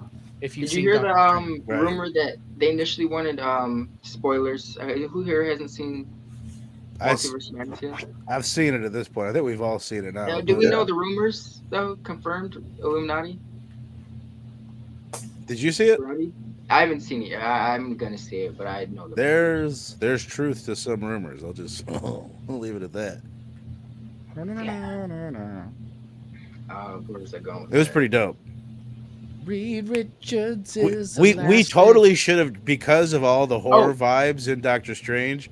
We probably would have been better off just talking about that on DHS this week. We probably. I really wanted to review that one too. We could. It's not really a horror movie, guys. Come on. This one's a stretch. Let's be honest. Right. Okay? That's what I say. I think there's more horror element in Doctor Strange than there is in this. I would say undoubtedly. The most horrific element of this movie is Stephen King's name. That's why we're talking about this. Or else you wouldn't have thought of it. Yeah, but let's not get overexcited because I keep hearing people say Doctor Strange is a horror movie, and I'm like, in the way that maybe some Harry Potter movies are. Right. But like, no, it just has some small horrific elements. Like, is Lord of the Rings a horror movie? Like, right. No, it's for got sure. some scary moments. And mainly because Sam Raimi directed it. Indiana Jones and the Temple of Doom. But when you think of like the MCU and Disney brand, like I'm sure it's darker than anything you've seen. Oh, the darkest thing I've seen has been fucking like Age of Ultron. That shit sucked. That movie's great. Anyway, Robbie, what are we talking about? FireStarter? Well, hold on. Let me say one last thing about Strange. You nailed it, and the owner of my comic shop happened to be at Strange when I was there, and I stole your line just to make myself sound smart. But it was the Sam Raimiest film ever made. Like you said that last week on PCP movie night, and I was thinking that like the whole time as I'm watching the movie, I'm like, dude, that's the perfect way to describe it. He just went all out, all of his things that he wanted to put in a movie that he couldn't have afforded on other movies. He's like, put them all in. We've got Feige cash. We got Mickey Mouse bucks. Yeah, it was especially those aspects of it was a lot of fun. Yeah, man. So on the rating. MCU real quick. Moon Knight's not that bad. Go rewatch it. Still haven't watched it. Isn't as bad as Firestarter. See, if they would have in the comics, he's almost like a Punisher, Daredevil, Batman mixture. They were trying to give him his own flavor for the MCU. They're which is trying to do something different, man. I appreciate them doing. Yeah. I wish that we got more Moon Knight in his suit, because like he's badass when he's fighting as Moon Knight. But I think they counted it up. He could only afford so much of that shitty CGI for his suit. There's only 17 minutes. He's such a good actor, though. This showed me that he could be such an incredible actor. I always thought he was good, but this made me think like, wow. Yeah. Herm's off base. Paul Atreides. Get rid of Herm. Get him out of here. Get him out of here. I'm sure he's right. I haven't seen it. I've seen the first episode. I guarantee you he's right. He's way wrong. He's way off base. It's getting a lot of hate. I'm just. So, before we get back off topic, what are we thinking on the rating? And then we can get back off topic if we want. For Moon Knight? No, for fucking Firestarter. No, for Doctor Strange and the Multiverse of Madness. I give Moon Knight a solid 7.5. Who do you want to start, Dylan? I guess I had Steph go first. I'm gonna do Vern first. We'll go, and then you next, Robbie, and then we'll do Steph last since he went first for the first. Well, I gave 1984 a 3.0, and we've been talking a lot of shit out of it, but I think there are plenty of things that they do better in in the new one, there's elements that I like better. We are Zac Efron. I think the girl does a solid job. The first 50 minutes of the film, in my opinion, is pretty solid. They've got better effects, obviously. It's 40 years later. It was better than the original? You think the girl in the Zac Efron is no, better? I'm just saying these are things that I like about the movie. The bits that they do better is like it flows better in the earlier parts of the film. Well, I think the thing that they do best is that it doesn't drag on. This one doesn't overstay its welcome. Like, I don't mind finishing this one. The other one, like the last 50 minutes, I was like, when I'm watching a movie like for a review, I never get on my phone and dick off. But like, I couldn't help myself at the end of Firestarter, the first one. The second one, it ended, so I didn't have to worry about that. So that I liked better. It's not the worst movie I've seen all year, because I did watch Dolls earlier this year. So I'm gonna give it a 2.5. It's pretty fucking bad. It's 2.5. I'll go 2.5. 2.5? 2.5. Robbie, my man.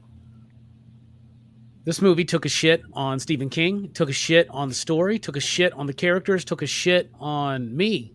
One you dig. One you dig. That's what I give it. One. I don't want to talk anymore about this piece of shit film. One. Fuck you for talking shit about Dolls, Verno.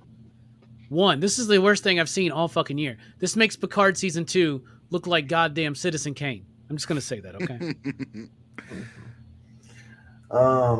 One for reals. Yeah, I'm for real. One. Like 2 out of 10. Like, this movie fucking sucks. It's got the music. It's got Zac Efron's fucking chest. That's all it's got, bro. And those eyes. Those eyes, bro. Anyway, that's it, bro.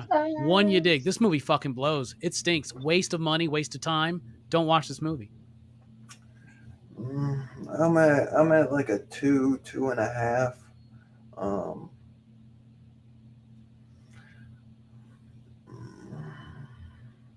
The music, I give the music a sec. This music gets a freaking whole point just for itself.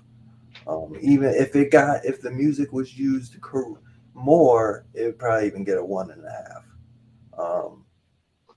But they didn't use it as much as they should. If you're fucking gonna hire John Carpenter, fucking bring that shit out. Maybe in theaters it would have been a little better.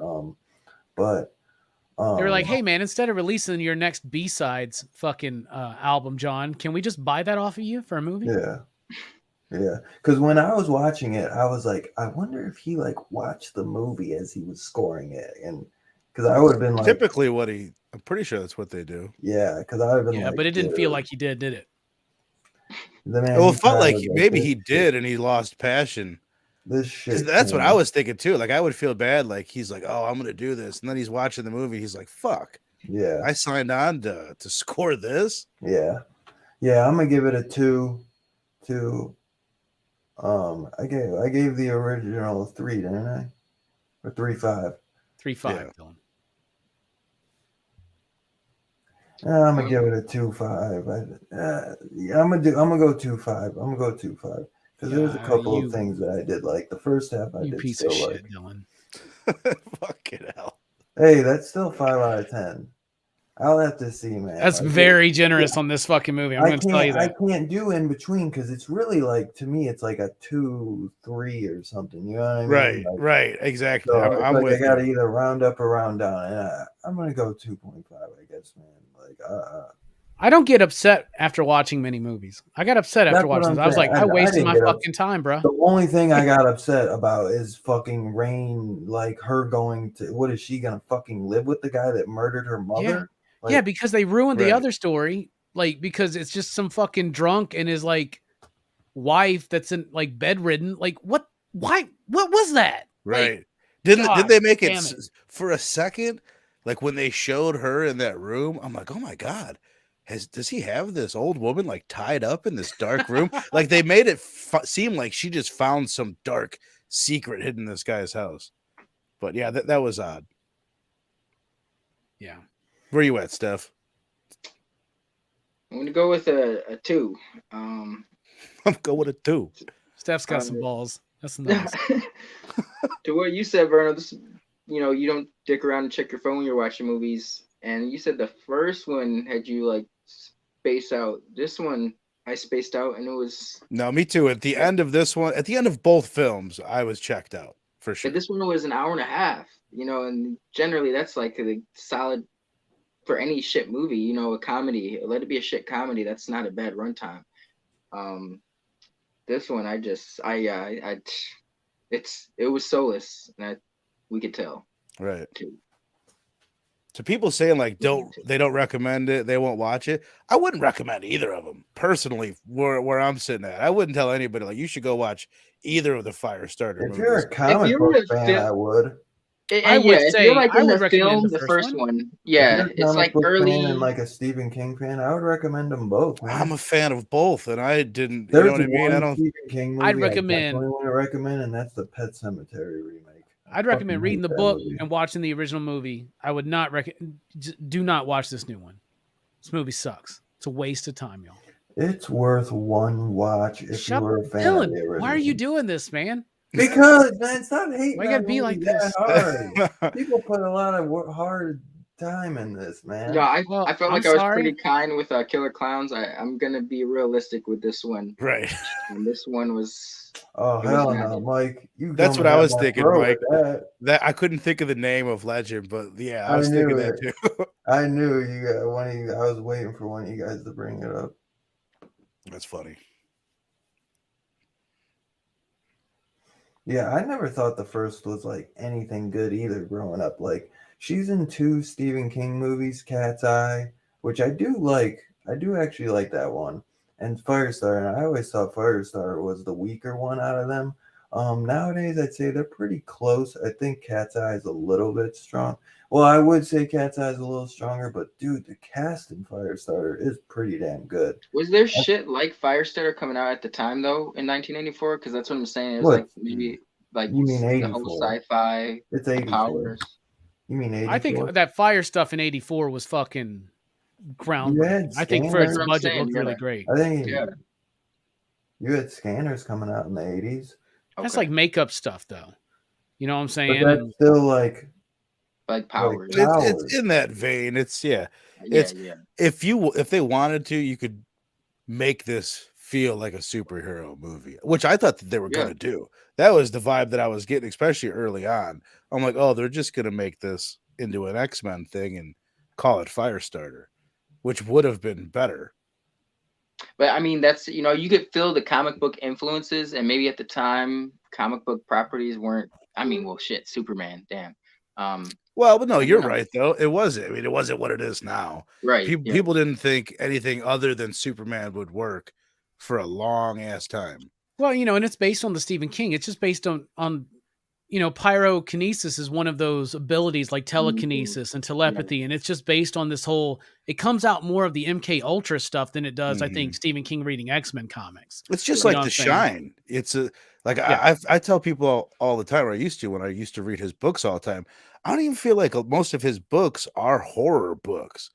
They're kind of like, a lot of them feel more like sci-fi fantasy. Some of them straight up are fantasy books, but a lot of them that get labeled horror aren't necessarily, they don't feel like that when you're reading it. Like the cover will look like a horror thing, the movies look like a horror thing, but they're way more about like the characters and what they're going through. And a lot of them have special powers. And they're real people, and what's scarier than real humans? Mm-hmm.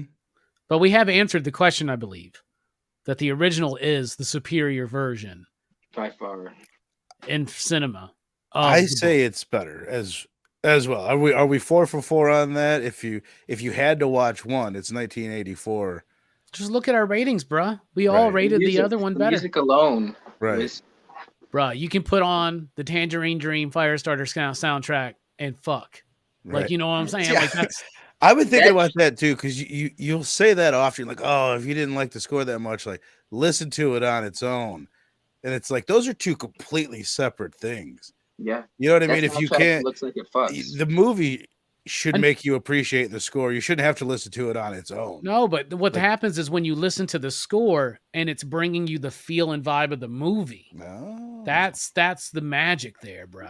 Right. That's the magic. Right. And you're actually getting to focus on it and you're feeling like the empathy of the movie thrown right into you. And it's not necessarily there's something about it, bro. Like when I put on Tangerine, I listened to Tangerine Dream and Near Dark and Firestarter and what's the Michael Mann film they did? Can't remember. It's from like before this, but you listen to those soundtracks, they're fucking brilliant. And they remind me of the movies and they remind me of the scenes, you know, so, and the vibe and the emotions.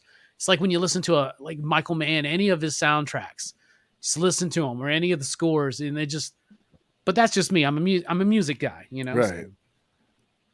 I'm looking up because I'm a fucking music guy too, but I never heard of Tangerine Dream. You guys all seem to know. Are they a band or are they famous for doing scores? Aren't they like a Greek band or something? I think they're German, aren't they? Maybe they're Greek. They're European, yeah. And they were big. I mean, not big, but they were a thing in the 70s. They split apart. They got back together with a little bit of a different lineup, and they started doing film scores. Okay. And so they have radio songs. And they did Legend, right? Didn't they do Legend, like the American Legend? So yeah. That's why I was like, I gotta have the set with both versions because I like the director's cut, but I like the Tangerine Dream music, right? Isn't that the one that's something like that? Yeah, they are German. You're right, Robbie. They're German. But do they do music with like vocals, or are they just like? I think they did. I could have sworn they did music with vocals. Because all I've ever listened to is just the music soundtracks they've done.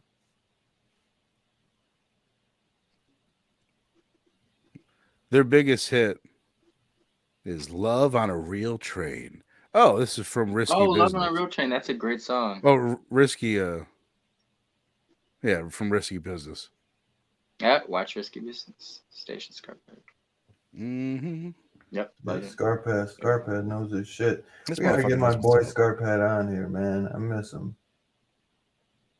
That's a wild motherfucker right there. Scarphead don't play. Love on a Real Train. Love on a Real Train. Okay. The what was it, Robbie? You got for your birthday? You picked up a couple Coen films.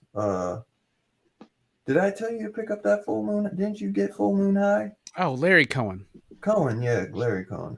That was on my Amazon. That's been on my Amazon wish list. So. Oh yeah. Well, it's been on mine as well, but Scream Factory said it was going out of print, so I picked it up with the quickness. I remember there was one he told me to ask you because he wanted to do the Hammer Dracula films. He wanted to review those with us. And I remember we were supposed to do the. Give us some time for that, man. That's like 7-8 films, man. You gotta give us some time for that. Right. Well, I was just looking into that because I don't know if I've seen any of them, but I want to get. No, you guys might have to tell me the good collection to buy because I was looking into that for Hammer. Probably films. Not even a collection. It's not. You just got to piece it together, bro. All the collections that I found didn't have Horror of Dracula, or they don't have any of the Christopher Lee Dracula. You got to piece the Dracula ones together individually, man. Pretty much. Annoying. Yeah. Yeah.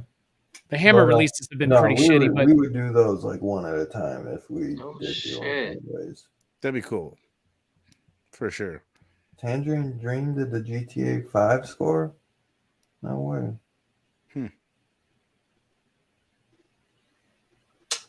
Yeah.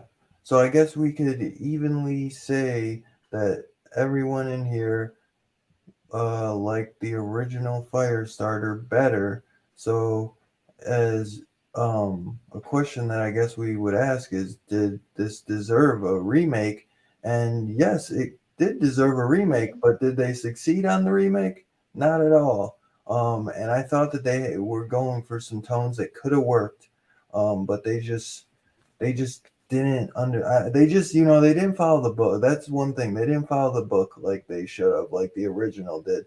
I understand if you want to veer off that because you want to do something a little different, but they really, if anything, they just made they just made a left-hand turn instead of a right, and they just kind of took it down a path that just nobody really cared about. It's almost like they didn't even take a left-hand turn. They just stopped in the middle of the fucking road. Yeah. Like, all right, let's get out close enough.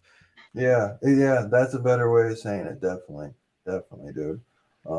And I really wanted to like it, man. I was too. really Yeah, pumped I was hyped for you when too. they dropped those 2 songs for off the album. I remember I sent those in the chat, and I was like, dude, this sounds awesome. Like, it got me really excited because the music sounded so good.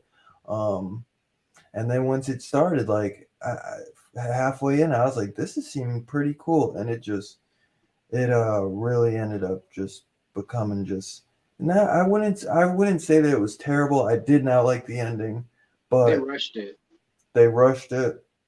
And it was very generic. You know what I'm saying? Just stale, just not even really trying. You know, I feel Usually if like something's rushed, they're picking up in other areas, but it's like this movie was rushed and they just slacked for the rest of the movie. It's obviously that they put it on Peacock because they had no faith whatsoever. So that's their like backup, because Halloween Kills, they weren't sure because of COVID how it would pan out. So as like Jason Blum's, he's smart. He's pretty damn smart. So he's like, if you look around, he has business with all the fucking streaming services except Netflix, I'd say, is probably the only one, I think. And he might even have done a couple movies with them. I want to say maybe he did the Babysitter movies, but he's got Hulu original Blumhouse shows. He's got Blumhouse original Amazon Prime movies. And now he's got Peacock shit coming out on Peacock. So, you know, he's got Blumhouse around, but I'm sure Blumhouse paid or Peacock paid him a few bucks to put this officially only on their streaming service. You know what I mean? So he made money there, and then whatever they get in the box office, you know. So it's a double whammy, because otherwise he would have never made his money back. No. In just the theater. No way. Yeah. So that's it. You guys want to answer Scarpad's question? Yeah. Well, what's everyone? If you're in the chat or if we're in the panel, we'll go around. What would be your favorite Stephen King movie? This is harder than I thought. Mist, which is a cool one. I still want to get the Blu-ray. I have the DVD. Luckily, I have the black and white version on there too, which was like a must when I was tracking it down. I wouldn't buy any copy if it didn't have the black and white version. Two Gun said Pet Sematary, which is a fucking awesome one. But recently, I went back. Me and my girl went back and watched that, and there is some cheesy soap opera like lovey-dovey music in the beginning, like family drama shit that's goofy as hell. It's the 90s, man. Never remembered when I was watching this. I was like, this is so cheesy. But it's that late 80s, I guess. Yeah, late 80s. Yeah. 89, something like that. Who wants to go first? 89. You're right, Robbie. I'll go first, man.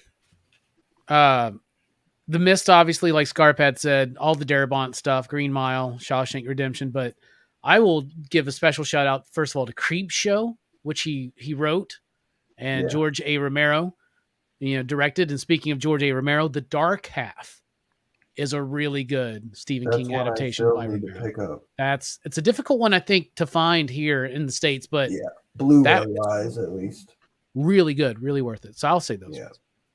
I want to. You can't get. I think Scream Factory did a Blu-ray and it's out of print. And the DVD is easier to get, but it's a bare ass. There's a collector's edition for you talking Creep Show, because I was just looking at it, I think for like $35. There is one that's in print right now. We're talking about Dark Half. Oh, I'm sorry. The Dark Half.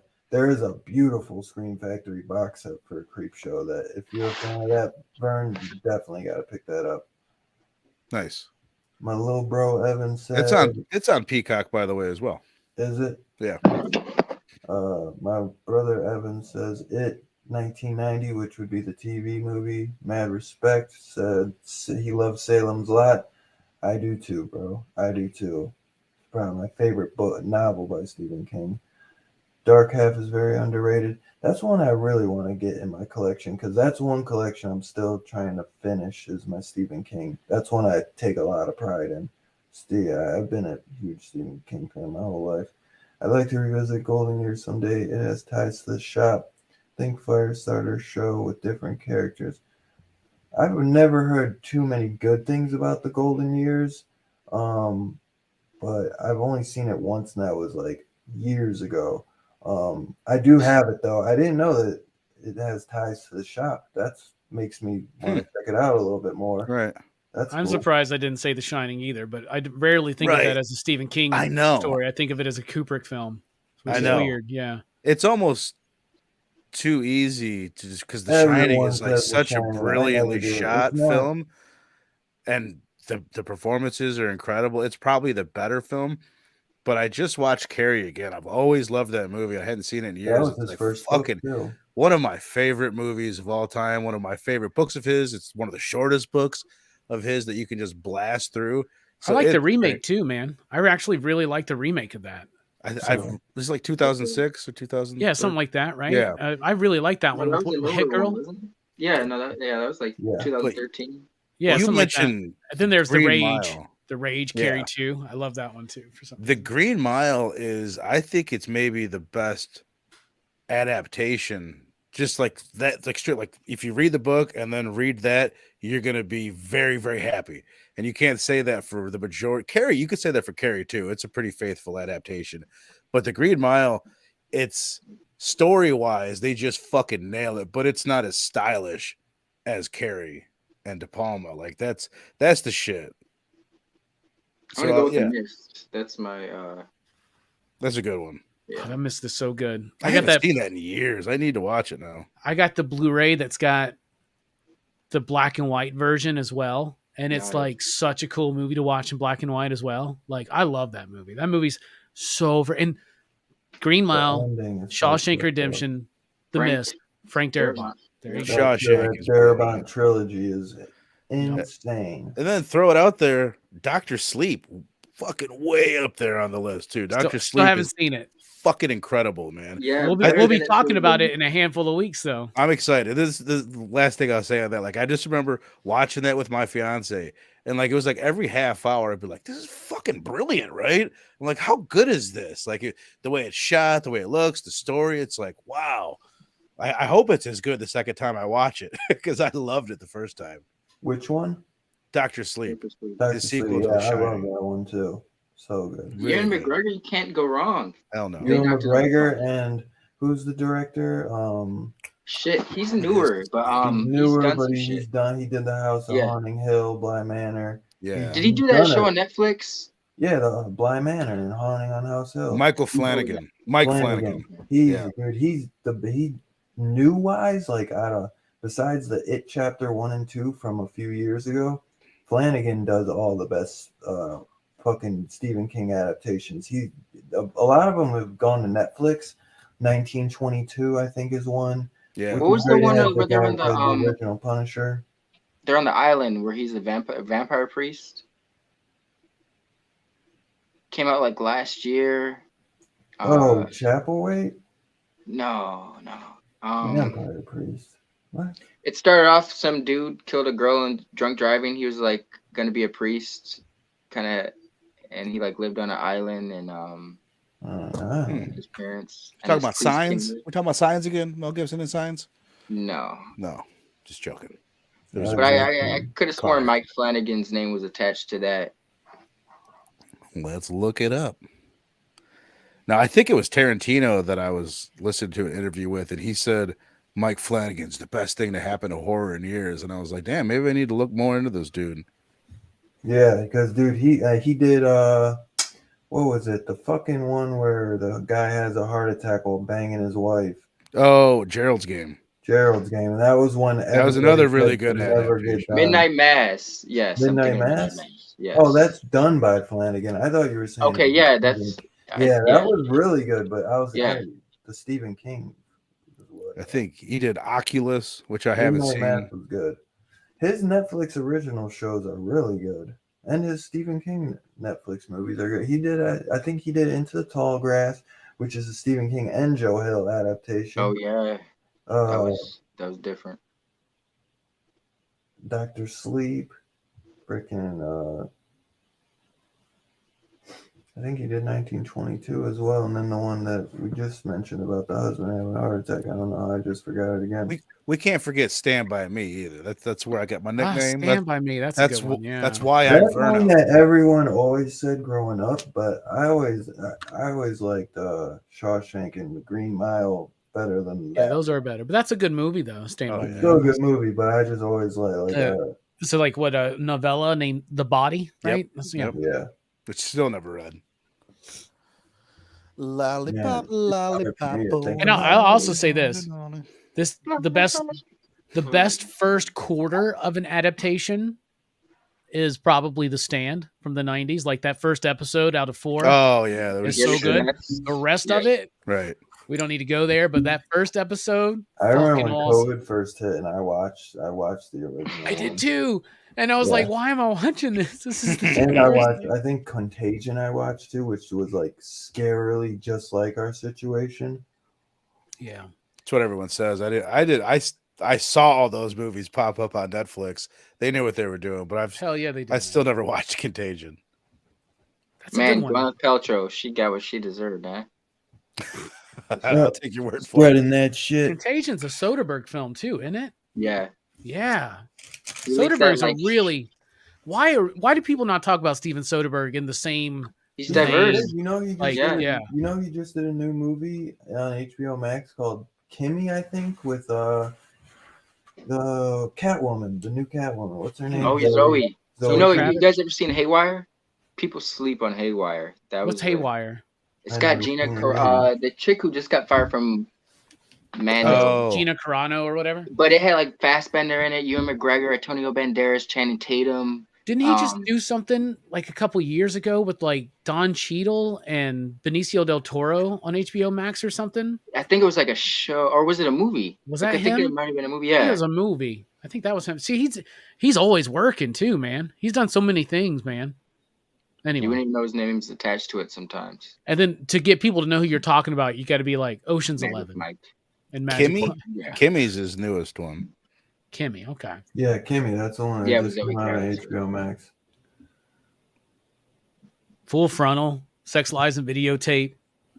I fucking love Steven Soderbergh. Oh, he did The Informant with Matt Damon. Yeah, I love that fucking movie. That's such a weird. He did he did the American version of Solaris, which I love. Oh, George Clooney, yeah. What was that one with Out of Sight? Out of Sight. Yes. Out of Sight, bro. That's like when Out of Sight. That's my shit, dude. That's like one of the sexiest movies I've ever seen. Will satisfy your wishes online. Traffic was the one with Don Cheadle. I don't know if you guys already mentioned it. That's a good one. Yeah. Yep. I love Storm of the Century. That's another one I absolutely adore. It's a TV movie. I didn't know Soderbergh did that one. Dylan, we were talking about Steven Soderbergh. Oh, I don't. Well, I never even got to say my favorite Stephen King. Well, what is it? I was trying to think, and you guys are throwing me off about Soderbergh. I was like, yeah, I should check it. Let me think of my favorite Soderbergh movie. Don't need to watch Full Frontal if you've never seen it. Trust me. Stephen King, like I have to watch every freaking Stephen King adaptation, so it is so tough because I'm just such a huge fan. I absolutely adore, like, from the last 10 years, it'd probably either be Dr. Sleep or It Chapter 2. Or It Chapter 1, I'm sorry. I like It Chapter 1. Thank you. So I was just better. Yeah. All time, my favorite, probably, I mean, like, The Green Mile is a serious movie and is just like a horror movie. I would probably go.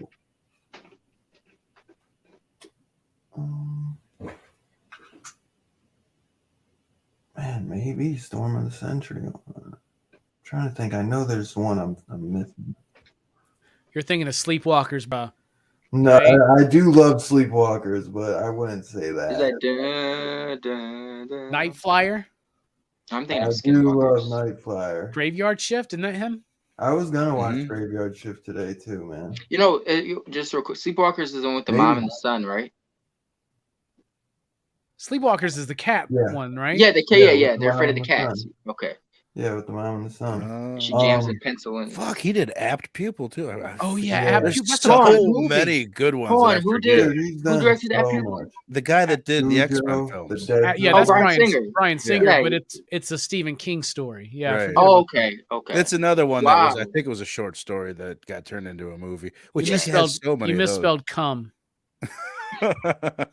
Oh, Misery. Misery is one of Misery? my Why, absolute yeah. Good one too, favorites. man. Yeah. That's one nobody mentioned. The The fuck- Night Fire. I'd say Salem's Lot I absolutely adore as well. Silver Bullet is one of my all-time favorites. The Running Man is his worst adaptation of all time. I don't know. That movie's pretty fucking awesome, man. Dude, you ever read the book? It's like Schwarzenegger it's just movie? like a little tiny one, right? But I It's don't just- think I've never read it. But it's one he put under Bachman. He didn't Bachman, even. yeah. Yeah. Dude, premise-wise, the premise of the Running Man movie is that we're going to put you in like a gladiator area and we're going to run around. We've got American gladiators and they're going to kill you.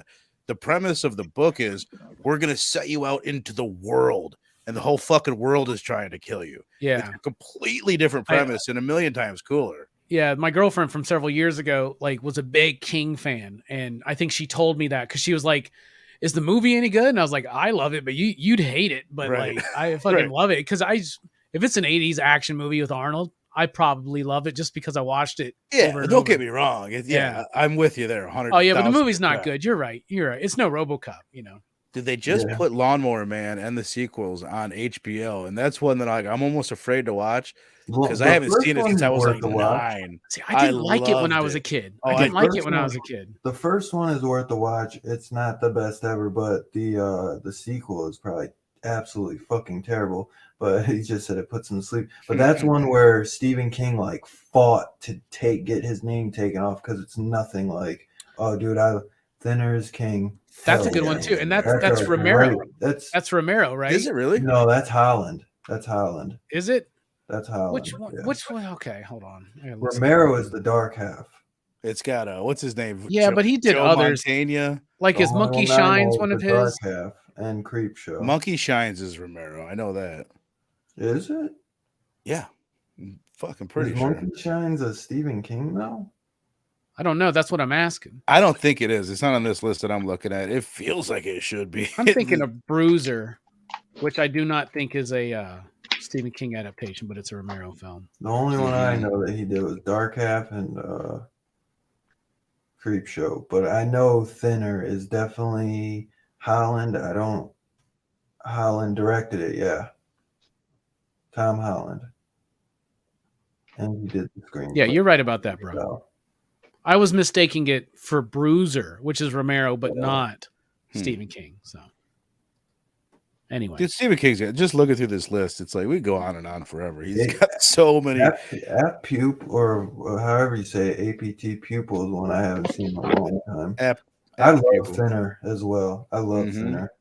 Monkey Shines, I don't think is a Stephen King one, but it feels like it could be. I'm just gonna say, and it's a good movie that's hard to find. So. Oh, well, I guess Tales from the Dark Side is also Romero and King, but that's not directed by Romero.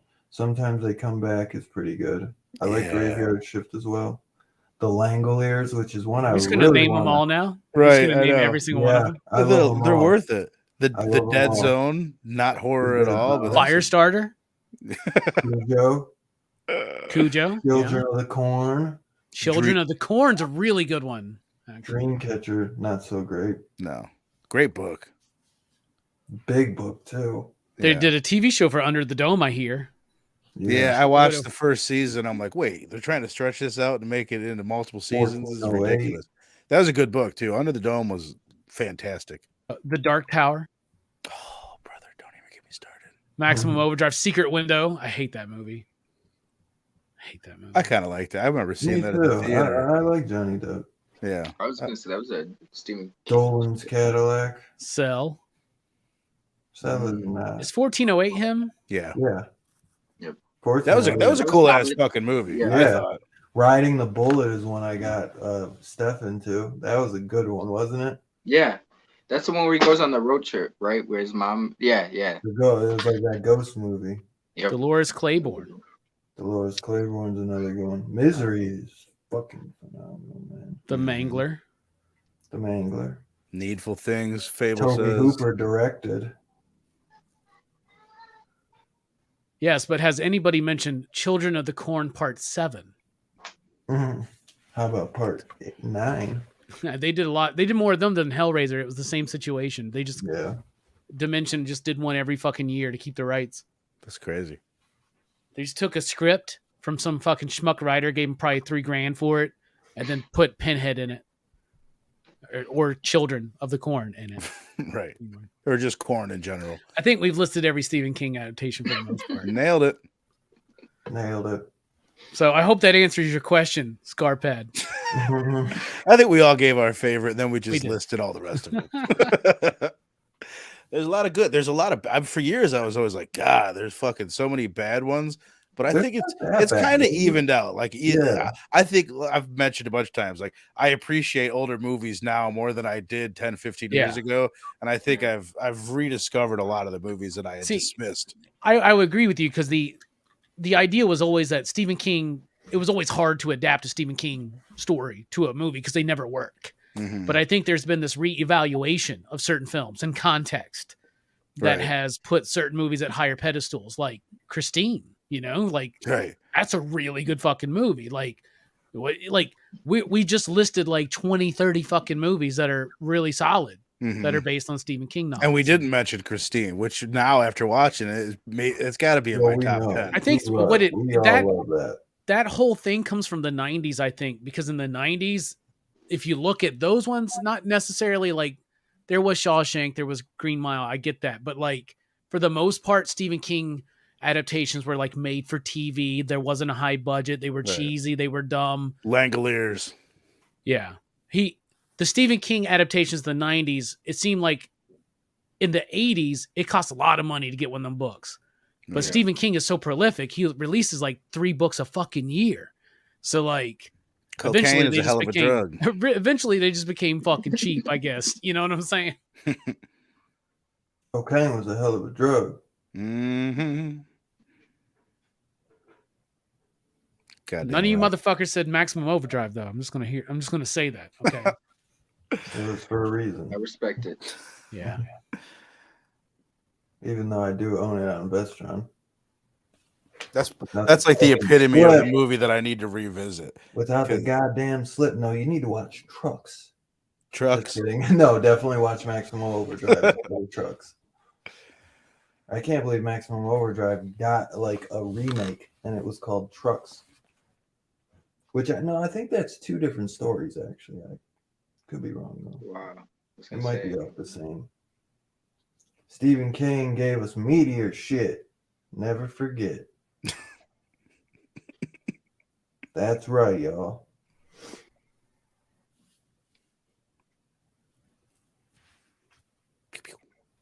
Yep, we named our fave and honorable mentions. Anyone got anything for show and tell? I don't think I got anything this week. I have one item. It just came in the mail. Let's see it. Dun, dun, dun, dun. So this movie, I hear it talked about. I hear it talked about first from one rockin' Robbie Billups, and now every single interview that I've listened to on Eli Roth, it gets mentioned. I saw it on Tubi with commercials. I just had to fucking spring for it and buy it with the slip. I was gonna watch it again just to like get the full appreciation. With it, baby. Ah, man. I had to pay extra for that shit. My fiance saw how much I paid for it, and she was not fucking happy. Where did you get it? eBay? I got it off eBay. I just said screw it, man. I really wanted to watch it again, and I wanted to watch it without commercials. Yeah, and I paid like $45 for the thing. Actually, brand new. It's about that same without the split, probably too. So you didn't for 4K for that brand is usually like $40 to $50. It's ridiculous. Yeah, that's why I don't own it yet, but I do want to get into dimension. It's very cool. Dope ass cover, man.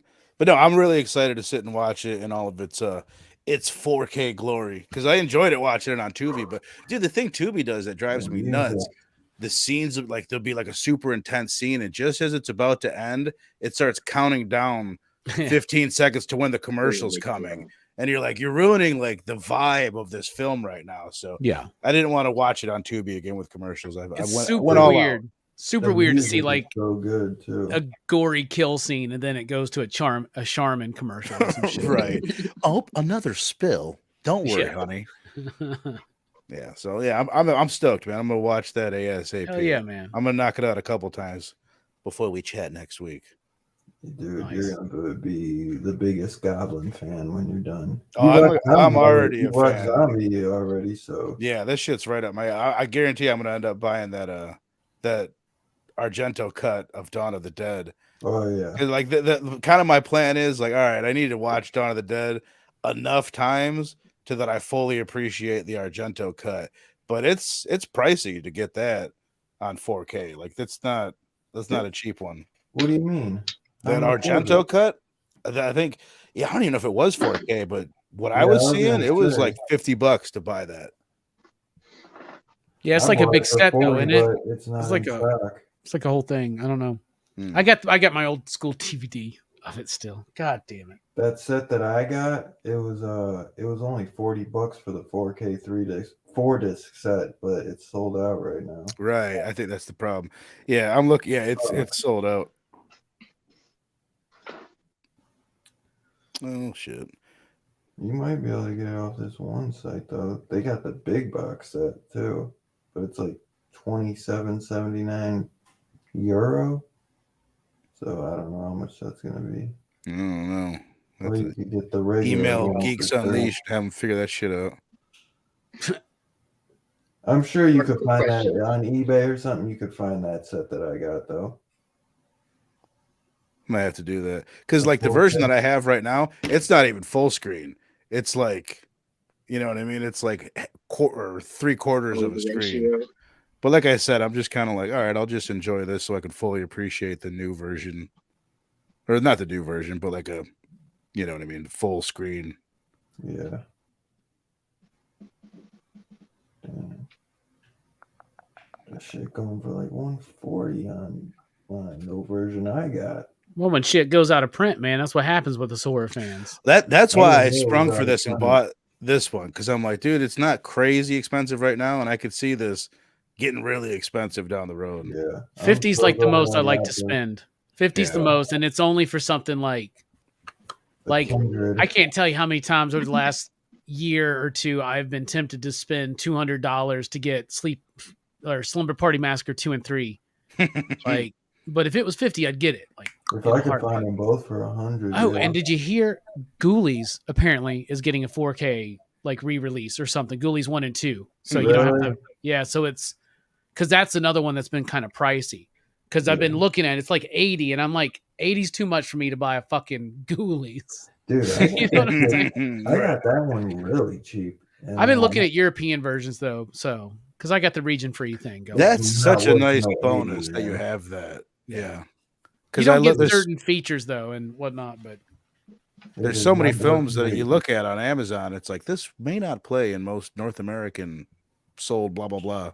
yeah, it's worth it to get a region free player if you're a fan of physical media, because sometimes you can find things way cheaper over there. Like I got like Dolls on Scream Factory is like $80 to $100 right now, and I got mine super cheap. Texas Chainsaw Massacre 2, I got the European Arrow release, which is not like this. It's not the Scream Factory exactly, but it's an Arrow release of it. You know, and I got that for like $17 as opposed to 80 or 100. You know, Vinegar Syndrome just announced 4K for TCM Part 2. Really? Yep. Is this what I want? Yeah. Argento cut? Zombie. Okay. That's the first. Wait, yeah. Zombie with an eye. Yeah. It says Dawn of the Dead underneath it. Well, what makes me nervous, because I'm looking at on eBay, it's all Italian writing on the thing, on the back. But on the back, it will say what region it is. If it says like A, B, C, or if it just says A, you're good. See, like 4K, either you go region free or 4K, because 4K is region free. So you could buy like that Dawn of the Dead set is a European cut. It is like like I got that from overseas, but 4K is there's no region lock on 4K, you're saying? There's no Oh, wow, nice. 4K. Yeah. Well, that's they should have been doing that from the fucking beginning. Yeah. Right. Man. That's why like I went with 4K first, and then eventually I wanted to get region free, but at this point I honestly don't know if I need I it. got the TV now. I guess I just got to get the player. Fuck. Yeah. There you go. Will it play region-free Blu-rays? Huh? Like, is it doesn't have a region lock on regular Blu-rays if you play it on a 4K player? What do you mean? Like, if you get a region B Blu-ray and play it on a 4K player, will it be locked? My guess is, you're not okay. going to be able to do it. Well, I still got that if you bought like a 4K off of like a European I site, get what you're saying. It'll be fine. 4Ks aren't region blocked, but the Blu-rays still will be. Yeah. Right. Okay, so unless I encourage everybody who likes physical 4K media, get a region-free Blu-ray player. Yeah. Great investment. What's that cost? Probably like a little bit over 100 probably on even, like, just because, and all it is someone's bought a fucking Blu-ray player and did some shit inside of it, right, and resold it to you for like triple the fucking price. But and that dude probably just looked up money. How to do it on YouTube, and he's sitting there stacking cash. Yeah, maybe like a $40-$50 Blu-ray player they're selling for like $120. It's interesting. It's just like so like before I put the movie in, like I put the movie in the case, but before I put the tray in, I have to, the colored buttons that are like blue and yellow and green and red or whatever. I have to hit the right one to switch the region before I enter the movie in. It's super easy. But like I got the Hellraiser box set from Arrow 1, 2, and 3 in the box set. There's a Children of the Corn box set too I really wanted, but it's region locked, so I couldn't get it. Oh, I have to get that. It saves you money in the long run. The first one comes with the 4K, but 2 and 3 are locked. I got some things for show and tell, Dylan. Sick. What do you got? Well, Session 9 is awesome, by the way, Scarpad. It was my birthday this week, and aside from getting COVID, I got some cool gifts as well. But I got this one from my good buddy Jelani. Nice. That's the transforming Dracula action figure, so that's cool. Is that actual like Transformers brand? Yeah, it's a Transformers Universal Monsters. It's Draculus. There you go. I hope they do more, and it's made to look like a VHS coming out. See, Fable, if you're still down there, it's hashtag blame Robbie. He's got it. That makes sense. That makes sense. More like hashtag blame Fable. Right. Yeah. Got some. Well, that was a gift from Jelani. So I got some great gifts here. This was from my girlfriend Jamie. Got Crumb, the documentary about R. Crumb, the cartoonist. That's awesome. Nice. From one of my favorite people, me, I bought myself FireStarter. I buy myself lots of presents. I got that from Jamie. Yojimbo Sanjuro, Criterion. Now we're on to the not really horror films, but I got the Legend set, bruh. Hell yeah. That's for my good buddy James. From Jamie, I got Trinity Blood. This was on my wish list. I'm a big fan of this anime because it's like vampires and big titties, but whatever. For my buddy Blake, he got me The Host. This is the South Korean film. So he told me it's really good, so I'm excited to check it out. We covered this one on the channel before, Bad Moon. Yes, sir. So excited to have that. I had that one. Starring Dennis the Menace. So just got that. That was from Jamie. From me, I got Q the Winged Serpent because this briefly went out of stock on Amazon for a while. Oh, and then it popped back and it was still at like $10, so I went ahead and picked it up. That's a cheap one, but that's a fun. That's a good one. Full Moon High. That's a good one too. Not what you expect. You're gonna think it's like a Teen Wolf rip off. It's not. Yeah.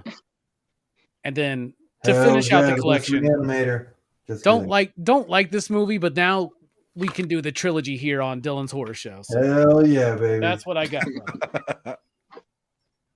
Oh, and one more thing, Jamie got me. This is one of my favorite birthday presents because I saw this at the Huntsville Comic and Pop Culture Expo, and I was going to buy it, and then I didn't because it was gone because Jamie bought it for me. But it's a Chipettes glass from the '80s, from Alvin and the Chipmunks. I thought that was fucking dope. Love me some Chipettes. I can't wait to drink some hard fucking Irish whiskey out of there or something. Oh, yeah. Who knows? That's awesome. But the best gift I got for Christmas, for my birthday this year was COVID. That was great, wasn't it? Did you lose your sense of smell and or taste?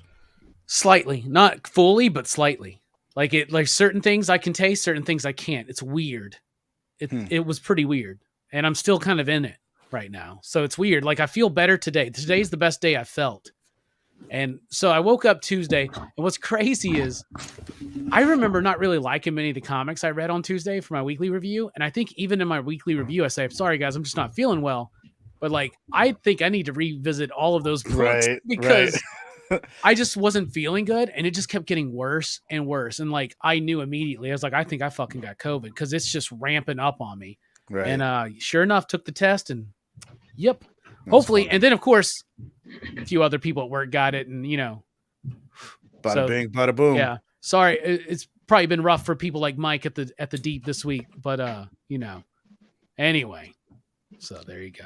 Did you catch my FireStarter skills stuff? Yeah, I like that, man. Remember that? We used to do that when we were kids. We used to do that all the time, yeah. Right? I think you're a badass. Like, check this out.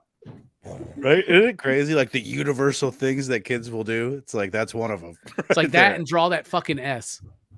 Yeah, make it fancy. That's hilarious. Yeah, it's so funny. It's like a hidden language, man. That and with a calculator, it can say boobs. Yeah, boobies, boobs. Boobless. That's one of my favorite memes that I've ever seen. Is it's got the dude from one of the guys from Star Wars saying, "Well, it's an old code, sir, but it still checks out." Yes, with the boobs there. I love it, Dylan. We can't see him. That's what I was just trying to ask, man. Your back lip, bro. What's wrong with you? There you go. We got this. Nice. Oh, that's the yeah, I'm looking at it. That's the goddamn NECA cover. That's awesome. Yeah, that's Fright Rags did this. Yes, the NECA box cover. That's awesome. They must so now I can't buy anything from Fright Rags because Dylan was probably gonna fucking buy it. Jesus. Just I know other sites too. I got a couple shirts coming from a different site. I gotta go to Cavity Colors now exclusively. You live states away. This Hannibal shirt you guys already saw and known as well. Do you like how he said he didn't have anything for show and tell? No, I told you I didn't at first, but then I was like, fuck it, I will go up and grab the shirt. Dylan's so defensive. Bro, that's dope, man. Yeah, this is slick. Let's get a good look at this.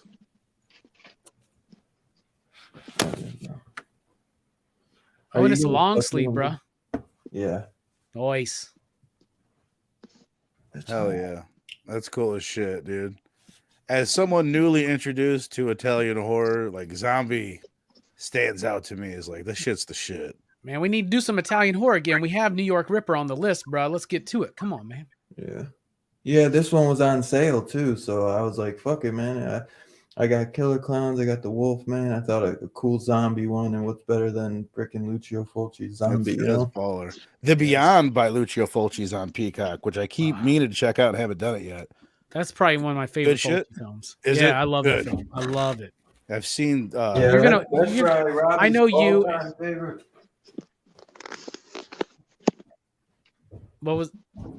I think he was going to say that's like my favorite all-time favorite Fulci film. It might be. Like, right. I love it, but I know you, and I know you'll let it resonate, sink in, and you'll probably rewatch it because it's going to take like more than one watch. Oh, Zach. Right. Not only did we watch X, we fucking loved it, bro. We should check out our review as soon as we're done here, man. Hell yeah. I already got my my Blu-ray pre-ordered because Amazon's got the low price guarantee. I got it right now. It's at $99 or $19.96 or some shit like that. So. And usually after you do it, they'll be like, here's $2. If this was the worst new movie that I've watched this year, X was definitely the best new movie. X is my favorite movie of 2022 so far. Hell yeah. Me too. So far. Still got a ways to go, but so far. Mm-hmm. But my number 2 is Doctor Strange. I loved Doctor Strange. I would agree with you. Better than Batman. I need to see that one again too. Yeah, me too. I need to see Batman again as well, which I think I say every week. Yeah, me too. I need to watch that. I should have watched that this week when I was, dude. I can't tell you. I read every book of Sin City. I read every book of fucking. I read Hard Boiled. I read fucking all the Martha Washington shit. I read fucking all the Turtle shit by Eastman and Laird. Like, it's at least I got to catch up on some reading and some watching. So that was cool, man. Well, goddamn. God damn. Tell you what, I watched. Just London shirt was dope though, isn't it? Yeah, it is. Yeah. You know, it's that box right there. See it right there?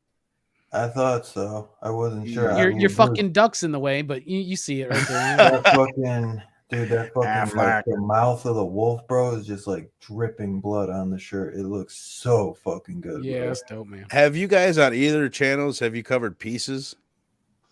I've never seen it. I've I heard was about it, but I've never I've seen it. it, but no, we've never. That's on Peacock. That's a That's good another one. one that I keep hearing about on Eli Roth's podcast. That's a fun one, dude. I watched it a couple nights ago, and it is fun. It's something that Faster! Robbie, you would love it for Is that sure. an old school film or is it a new film? That's an old 83. school. Okay, yeah, It's I thought so got- because I think Drum Dums has it like a VHS of it, like on his set right now behind him or something. Probably. It's got like Jello Grindhouse did vibes, the Blu-ray. but more to compare it to Happy Birthday to Me.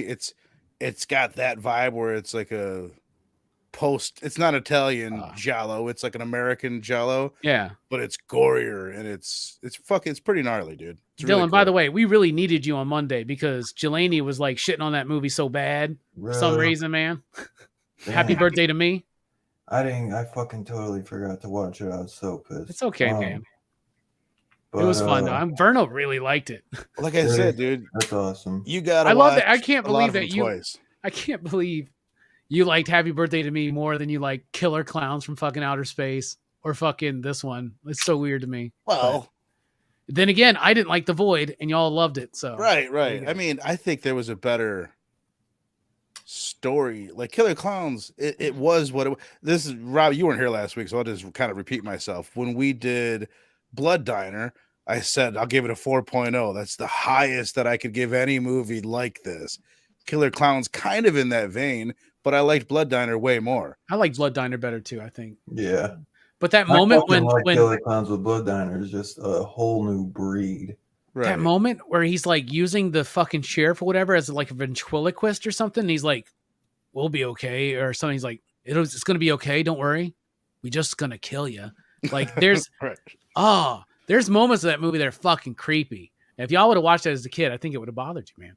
I don't know. Right. Have any of y'all ever seen Mother's Day, the original one? Yeah, that's fucked up. Is it available or is it hard to get right now? It's hard to get. Sadly, man. I got it like last year for I remember that. For like $30, and I was just looking to see because I wanted to fucking do it and see if there was a way we could get it cheap, and the Blu-ray goes for like $100 easy. Just save that for next Mother's Day, bro. Yeah, like I watched it on Mother's Day and I was like, God, this is such a good movie. Yeah, it's hard to watch for some people, I bet. Yeah, it doesn't have as much hard stuff as like a lot of people think. I feel like it has like one right in the beginning, and then they don't even really do anything. So, but yeah, it can be a hard one. I agree with Two Gun. I want to know what's the homework. Oh shit. Oh, Dylan didn't even realize. I forgot. Well, you got some thumbnails already made up. You got a list. Like I'm ready. No, we haven't. I use them all except for like one or two. You didn't use them all, man. We had a whole schedule planned. Yes, and I used like 90% of them. I think I only got two left, and that's like Feast and Phenomena.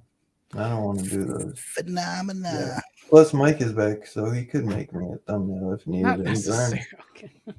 Vern can always make me a thumbnail too if I wanted to do something different. We could whip up thumbnails. Thumbnail schmumnail. Exactly.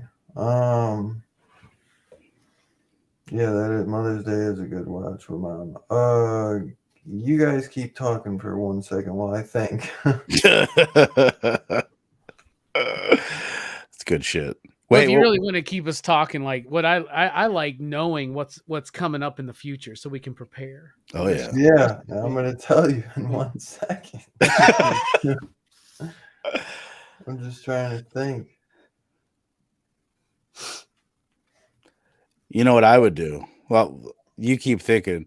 I would, in the future, I would give people the homework assignment at the beginning of your viewership tends to dip off throughout a show, and you have your least amount of viewership at the end of the show. Yeah. But we tell people what you're reviewing when there's the least amount of people still there. No, dude, that makes sense. At the same time, most people just pop in without having watched the film, and so It's true. Those who do the homework, like Two Gun, are here still. So yeah, Well, Two Gun, he's but for those of us who do the show, I don't know. I'd like to know what we're doing for the next 2 months. You know what I'm saying? Like that's just me, Dylan. But you do you. Just saying. I'd love to know what we're doing next week, though. I feel your jabs, Robbie. I feel them. Body blow, body blow, body blow. I don't know if anybody's realized this, but me and Dylan are very different with how we handle our movie review shows. Just so you know, sometimes it's a little odd couple, isn't it? It's just a little bit, Yeah. Peanut butter and jelly. You ever seen Sinister with Ethan Hawke? Jesus, it's on Peacock. Well, I guess I fucking have Peacock now until Verno kicks me off of there. So you're good. I got an email that it's only $5. There's a login in Huntsville, Alabama. I'm like, who the fuck do I know that lives in Huntsville, Alabama? Yeah, you can buy it for $5 on Amazon. Which I am glad I didn't pay $5 for fucking FireStarter. Fuck that shit. No, Sinister. Oh, I've never seen Sinister. I'll check it out. I don't give a shit. Ethan Hawke, I was saying. Is that really what you want to do? Sinister? I was just trying to look at movies. All the movies in the fucking world available for other people to watch. American Mary, I love that movie. Dude, there's so many good horror movies on Is this going to be Dylan's horror show? Or is it going to become homepage of Peacock and Shudder? Is that like what's going on here? Bro, what? I'm just fucking with you, man. What are we doing next week, man? Bro, quit asking me, and then when I give you a movie, you're shitting on it. I'm trying to think of something else. I want to veer off the list for a second, man. I've been running with the list for 2 months. Boom. I know. It's been beautiful. Back, Robbie. It's been beautiful being able to prepare.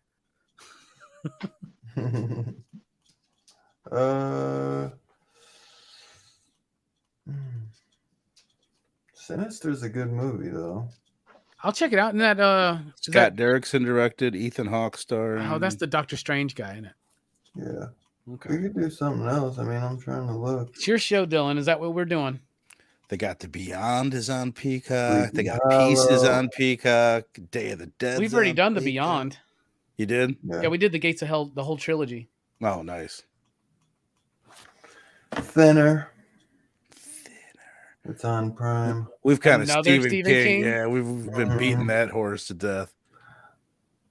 You can never beat that horse to death. No. I'd like to watch that Pieces movie. Like that's something I've always wanted to check out. Like I'm ready to go back to something 80s and visceral and gnarly. Is that what that is? We'll do Pieces then. Pieces? That'd be dope. Mm-hmm. I'd be down to watch it again because it's an interesting. The company that did the Beyond Blu-ray is the same company that put out Pieces, the set. Go ahead, we'll do Pieces. That's cool. I'm really looking forward to hearing you guys' thoughts on it for sure. You watched it already? Yeah, I just watched it a couple nights ago. So it's better than FireStarter. It's significantly better than FireStarter. Cool. I'll just say, like, the reason why I watched it is because Eli Roth was talking about he watched it with Tarantino, and Tarantino told him what the film was really about and what this film was saying, and I just thought it was interesting. So I watched it like with thinking of it that way, and it's cool. It's cool. If it's Tarantino approved and Eli Roth approved, I assume it'll be DHS approved. Man, I fucking love the Jeepers Creepers movies, but nobody will review them with me. And The Fly is awesome too, but we haven't done have we done The Fly? No. I thought we did The Fly somewhere. I swear I thought we talked about The Fly at one point. We talked about The Fly, I think, on Creature Features when we did topics. Remember that? Yeah, probably. That'd be cool. One day we should do that again, like top 10 something. You know, that'd be a fun show again to do, just randomly. Oh yeah. So Pieces, I don't even know. I want to say that a fucking Italian guy directed Pieces though. Oh well, then never mind. No. Was it Joe Pieces, or was it? Joe Pesci. It's weird. That was a bad bit. That was sorry, y'all. By next week, everyone's gonna. I bet you everybody's gonna be like, "Bastard! You bastards! Juan Piqué Simon. So Juan Pierre Simon. Piquel. No, that's an odd one. Fuck Tinder. Visit us and be sure. He was a director from Spain. So no, he wasn't Italian. There's some wild bits in there, dude. Says he did the Supersonic Man movie. He did the new Sonic movie. Cool. No, the Supersonic Man. So are we settled? Pieces. I'm glad we got to do this all in public for all the viewers to see us bickering about what we're going to fucking do next week. You're the one that was beating it to death. Bruh.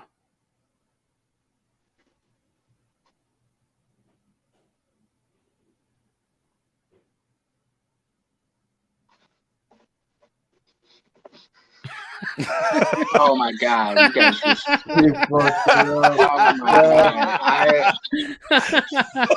Well played. That was a good one. I was like checking my Wi-Fi. I was like, "What the fuck?" Whoa! It says connected. That was awesome. Man, Poultrygeist is so fucking stupid. Scarf had it. If it wasn't a musical, I could get it would be so much better. I can't stand that it's a musical. Poultrygeist? Poultrygeist. That's funny. It's a trauma film. And these dudes look like fucking chickens.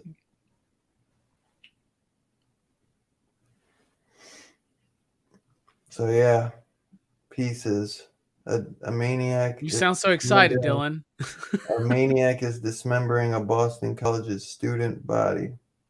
Ooh. Yikes. Any of y'all got anything going on this week y'all want to talk about before we get out of here? Like your shirt too, by the way, Robbie. Night of the Demons, right? Yeah, man. Thank you. I just know that I'm coming back with Rock and Robbie Live tomorrow. It's been over a month since we've done one. A lot of stuff has been going on, and we're bringing it back tomorrow night. We'll be talking about Doctor Strange. We'll be talking about a little bit, like, I'll be doing another FireStarter fucking review. It's gonna be so short, but now, yeah, join us to tomorrow night for the official after party of Blame Fable tonight. Coming back as well, right, Steph? Yes. Hell yeah. 6 p.m. Eastern. Return tomorrow on the IG.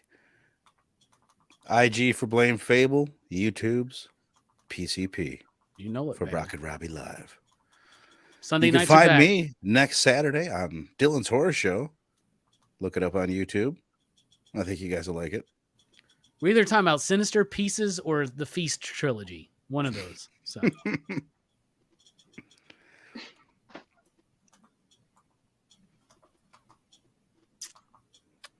Well, on that note. Yep. Got a heart out.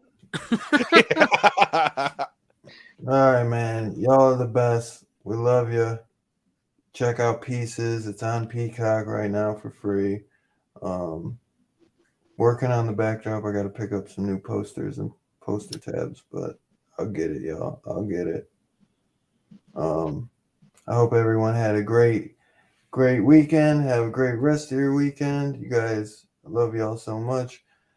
Make sure y'all do your homework, and we will catch you guys next week. And make sure you go check out Blame Fable tomorrow on Instagram, and you check out Rock and Robbie Live shortly after. Have a great night, guys. Peace out.